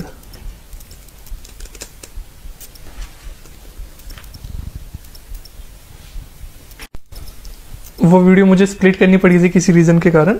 सो हाँ, हम क्या देख रहे थे कि जब हम सेल कर रहे हैं तो सेल के ऊपर हमारा टैक्स आ रहा है 5400, और जब परचेज कर रहे हैं तो टैक्स आ रहा है हमारे पास 6300। सो यहाँ पे अभी मुझे क्या हो रहा है, गवर्नमेंट से पैसे ज़्यादा लेने हैं, 6300 लेने हैं, और गवर्नमेंट को पे करना है कम 5400 का। सो जो डिफरेंस आएगा वो मेरा क्या हो जाएगा, लगभग इसमें मेरा 6 और 3 900 का जो डिफरेंस आ रहा है वो क्या, वो मेरा क्रेडिट हो जाएगा, ठीक है। 900 CGST का, 900 SGST का। सो बस यही है।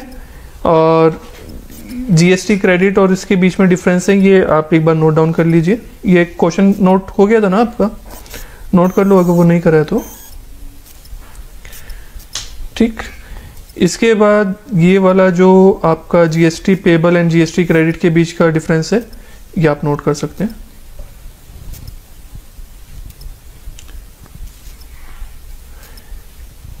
GST चालान क्या होता है, GST चालान होता है मतलब जैसे आपका पेमेंट पे चालान कटता है ना, ट्रैफिक पे कटा है कभी चालान, रूल्स वगैरह तोड़े हैं आपने, रोड रूल्स।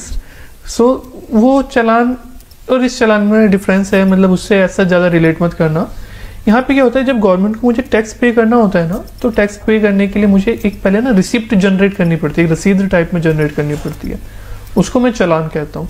सो मैं जब ऑनलाइन समझेंगे हम रिटर्न फाइलिंग वगैरह में, सो रिटर्न फाइलिंग में जब जाएंगे वहाँ पे GST रिटर्न के लिए हम टैक्स निकल के आया, मुझे फॉर एग्जांपल मुझे समझ में आया कि गवर्नमेंट को अभी 9000 पे करना है, तो 9000 के लिए मैं क्या करूँगा, एक ना रिसिप्ट टाइप में जनरेट करूँगा, चालान करूँगा और फिर टैक्स पे करूँगा।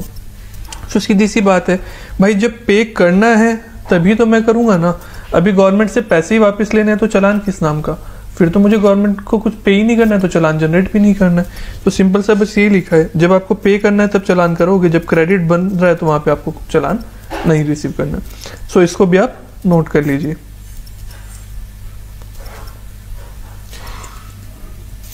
ये क्वेश्चंस हैं, ये वाले क्वेश्चंस एक बार देखते हैं।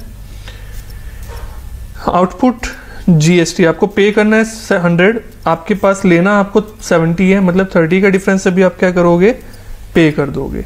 समझ में आया? ये जनवरी में हुआ। फरवरी में नेक्स्ट मंथ में आए, आपको पे करना 140 है, गवर्नमेंट से लेना 150 है, तो आप कहोगे भाई 140 ले लो, 150 लेना था, तो 10 रुपए आज भी आपकी गवर्नमेंट को कहोगे कि उधार रहे, बाद में दे देना मुझे। ठीक है, तो मतलब ये जीएसटी का रेट कितने का आ जाएगा, 10 का। क्वेश्चन 3 में अभी हम क्या देख रहे हैं, मार्च में आए, जनवरी फरवरी का हो गया, मार्च की बात है, रिलेटेड क्वेश्चन है एक तरह से। आउटपुट में मेरे पास 300, इनपुट में मेरे पास 220, सो मतलब गवर्नमेंट को मुझे कितना देना है, 80 रुपीज देना है। बट 10 रुपीज तो पिछला भी लेना था ना गवर्नमेंट को। मैं भी, गवर्नमेंट मुझसे कहने लगी भाई लाओ 80 रुपीज दो, कि भाई 300 आपको देने थे, 220 मुझसे लेने थे, 80 रुपीज मुझे दो। मैंने कहा नहीं, 10 रुपए पिछले भी लेने थे मुझे आपसे। उसने कहा, गवर्नमेंट ने, हाँ, सो 10 रुपए पीछे भी लूंगा तो बाकी गवर्नमेंट को पे कितना करूंगा, 70 रुपीज। क्लियर है?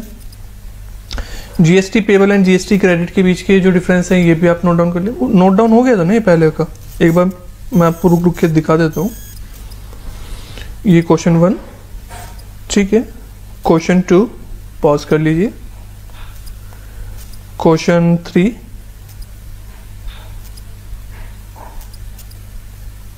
और ये दोनों के बीच के डिफरेंसेस।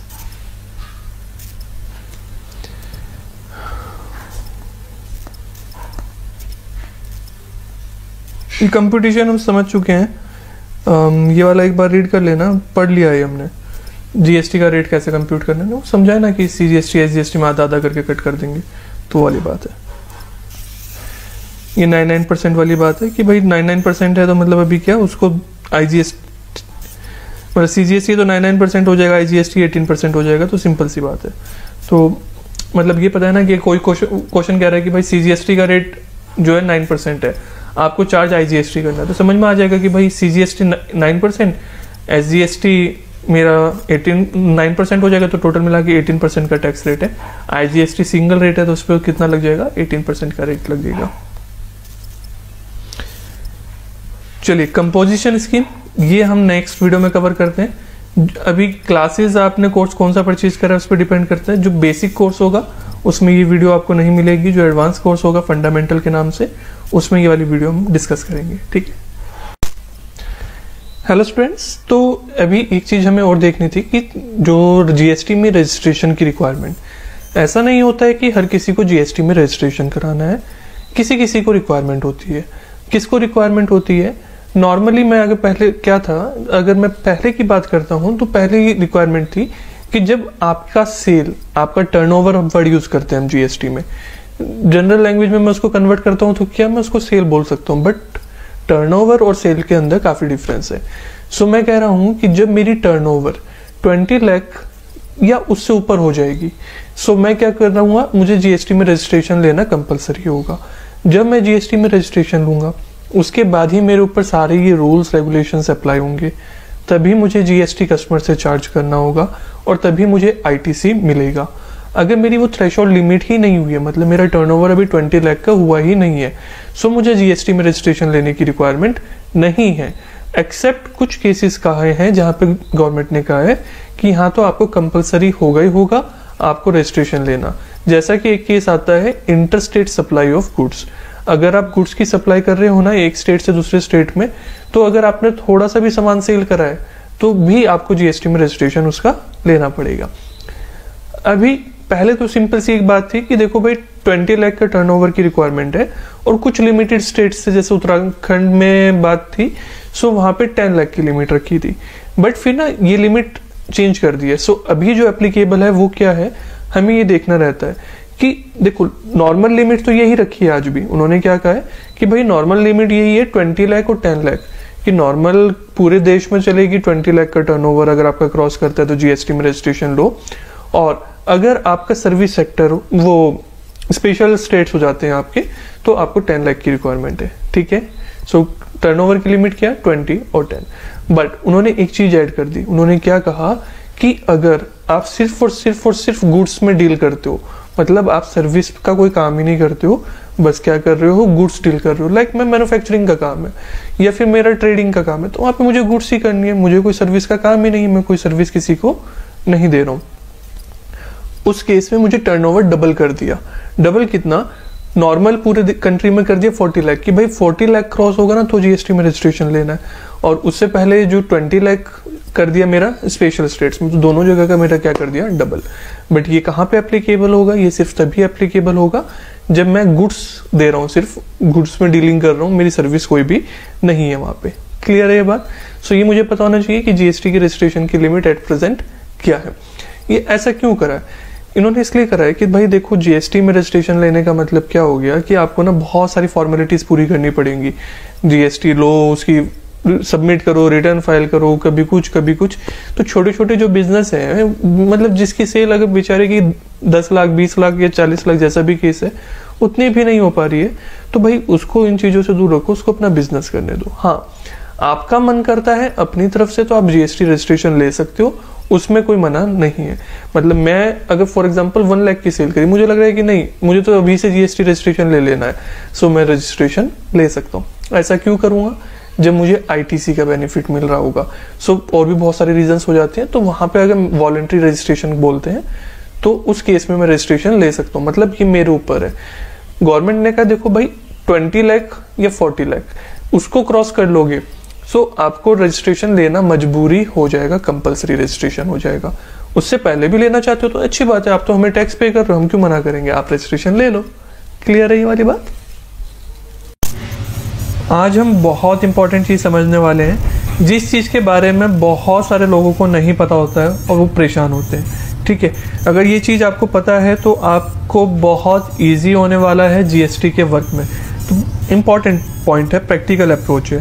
पहले उससे पहले एक ये चीज समझते हैं कि जो जीएसटी का फॉर्मेट होता है ना, एक जीएसटी नंबर जो भी होता है आपका, तो जीएसटी के नंबर में, एक सेकेंड क्या हो गया, हाईलाइट नहीं हो रहा, कोई नहीं, चलो अभी ऐसे देख लेते हैं। ये जीएसटी का जो नंबर है उसमें स्टार्टिंग में 2 डिजिट्स मिलेंगी आपको, जो जैसे यहाँ पे लिखा है 22। क्लियर है? सो 22 जैसे लिखा है ना यहाँ पे, तो 22 का मतलब ये स्टेट कोड को रेफर करता है। इसका मतलब है स्टेट कोड। इंडिया में जितने भी स्टेट्स हैं, हर स्टेट का अपना एक कोड है, तो स्टार्टिंग में वो कोड होता है, तो उस कोड के थ्रू मुझे पता चल जाता है जीएसटी रजिस्ट्रेशन कौन से स्टेट का है। फिर उसके बाद में ये जितनी भी डिजिट्स लिखी हैं यहाँ से लेकर यहाँ तक, ये एक एग्जांपल लिखा है, आपको डिफरेंट होगा, वो होता है पैन नंबर। ठीक है, उस पर्सन का जिसका वो जीएसटी है उसका पैन नंबर होता है। पैन कार्ड नंबर जो होता है हर पार्टनरशिप का, कंपनी का, इंडिविजुअल का, सबका वो पैन कार्ड होता है। तो यहाँ पे आपको पैन कार्ड की डिटेल मिल जाएगी। एक चीज और बताता हूँ, पैन नंबर जो होता है ना, हर पर्सन का एक होता है। पैन का मतलब ही एक तरह से ये ऑल ओवर इंडिया एक नंबर है आपके पास। ठीक है, जीएसटी नंबर आपके पास डिफरेंट हो सकते हैं, एक स्टेट में अलग, दूसरे स्टेट में अलग, वो कंपलसरी रजिस्ट्रेशन है तो वहां पे अलग अलग हो सकते हैं।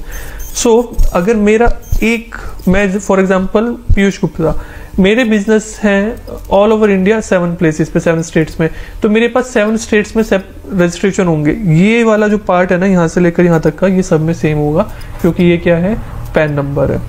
इसके बाद ये 1 होता है, 1 2 3 होता है, यहाँ पे आइडेंटिफाई करते हैं कि कितने नंबर ऑफ रजिस्ट्रेशन है, तो उस हिसाब से कोडिंग होती है, गवर्नमेंट अपने आप करती है। Z, ये by default Z her GST number में आपको मिलता है। ये 5 जो है, ये उनका गवर्नमेंट का अपना कोई एक फॉर्मूला है जिसके हिसाब से ये नंबर सेट करते हैं। इससे गवर्नमेंट को थोड़ा आइडेंटिफाई करने में ईजी होता है कि जीएसटी नंबर गलत तो नहीं है। ये किस फॉर्मूले पे बना है, कैसे बना है, वो किसी को नहीं पता है, वो सिर्फ गवर्नमेंट का है। तो ये रैंडम नंबर होता है। मेरे लिए मतलब सबसे ज्यादा इंपॉर्टेंट क्या है, ये शुरू की 2 डिजिट और ये डिजिट, इससे मुझे क्या पता चल सकता है, पैन नंबर। तो प्रैक्टिकल करते हैं, थोड़ा समझते हैं प्रैक्टिकली। मैं अभी एक वेबसाइट ओपन करते हैं, जीएसटी की वेबसाइट। जीएसटी की ऑफिशियल वेबसाइट है gst.gov.in। ठीक है, तो नोट डाउन कर लो, GST goods and services tax .gov, government का gov.in। ठीक है, मैं क्या करूंगा, देखो ये वेबसाइट जो है, पहले वेबसाइट से थोड़ा सा इंट्रो ले लेते हैं, या इसकी मैं सेपरेट वीडियो रिकॉर्ड करता हूँ इंट्रो की। फिलहाल हम क्या जाते हैं, सर्विसेज में जाते हैं।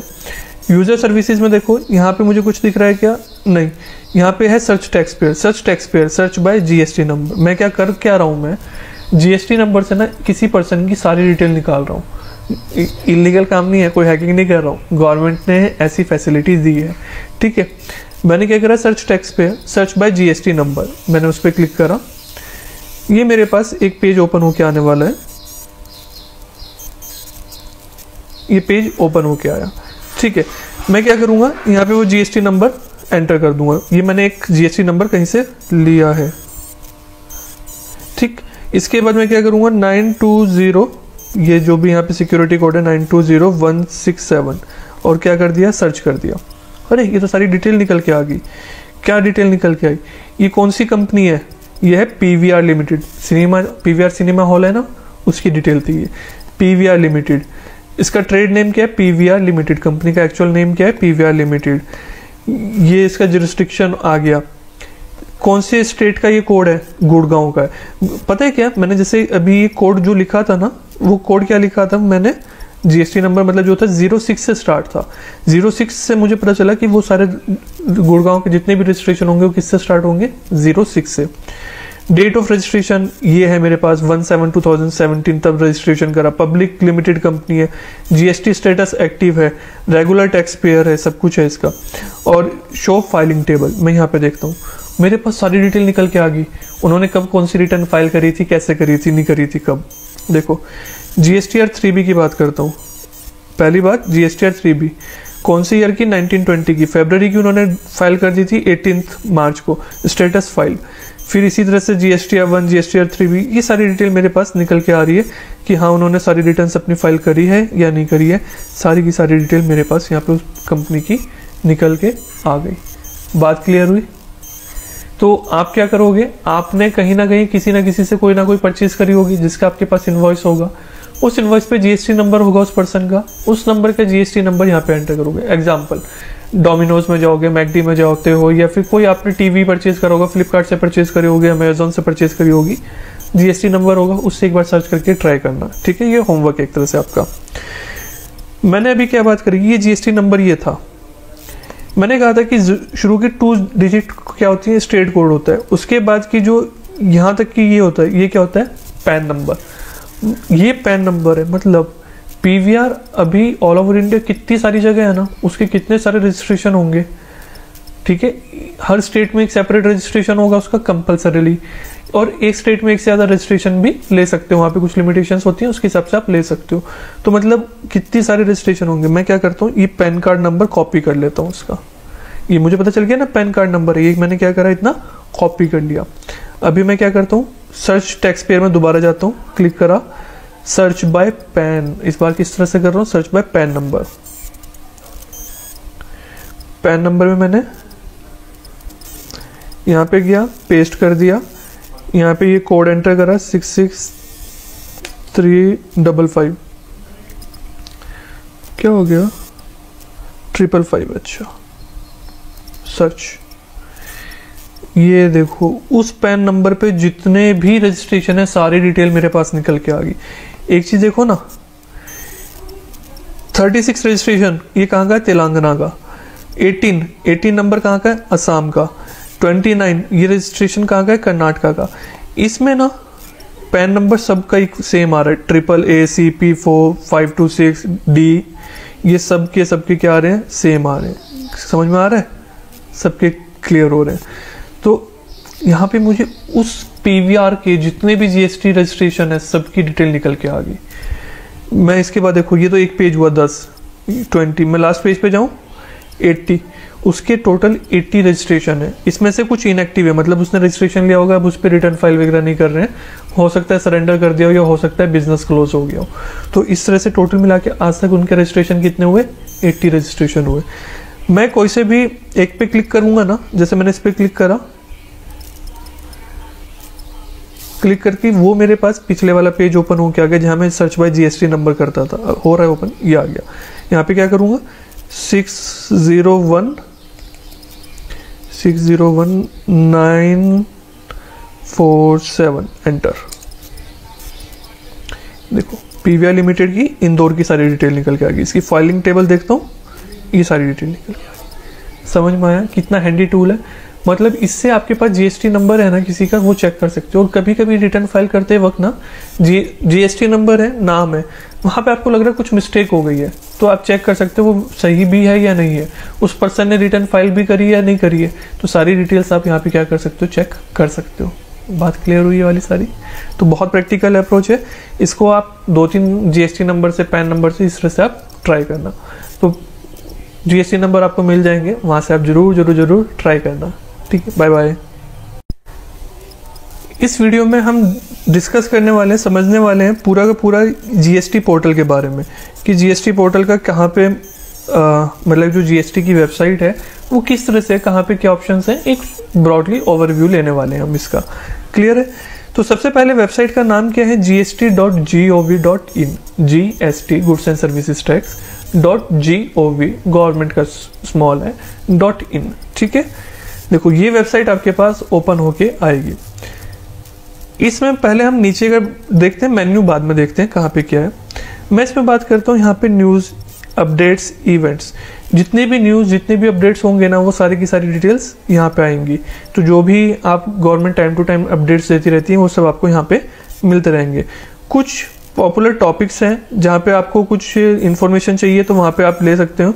How I can opt for composition, how do I file information, voluntary payment का, ये कुछ आर्टिकल्स हैं जिनके बारे में आप पढ़ना चाहो तो पढ़ सकते हो। ये इनकी कस्टमर सपोर्ट नंबर है, हेल्प डेस्क नंबर है, जिसपे कॉल करके आपको कोई डाउट है तो आप उनसे पूछ सकते हो। और कोई प्रॉब्लम है तो ग्रीवेंस है, आपको कोई प्रॉब्लम आ रही है किसी तरीके की तो उसके लिए भी आप कंप्लेन कर सकते हो। इसके बाद इधर बात आते हैं टैक्स पेयर रजिस्ट्रेशन का। जब जीएसटी में किसी का रजिस्ट्रेशन करेंगे तो कहाँ से करेंगे, यहाँ से करेंगे। ये फाइंड है जीएसटी प्रैक्टिशनर होता है, जीएसटी प्रैक्टिशनर्स जो होते हैं ना उनकी डिटेल्स यहाँ से निकल जाती है जो जीएसटी में वर्क कर रहे हैं। जीएसटी प्रैक्टिशनर के लिए आपको रजिस्ट्रेशन करना है तो यहाँ से, और फाइंड टैक्स पेयर करना है तो आपको यहाँ से करना है।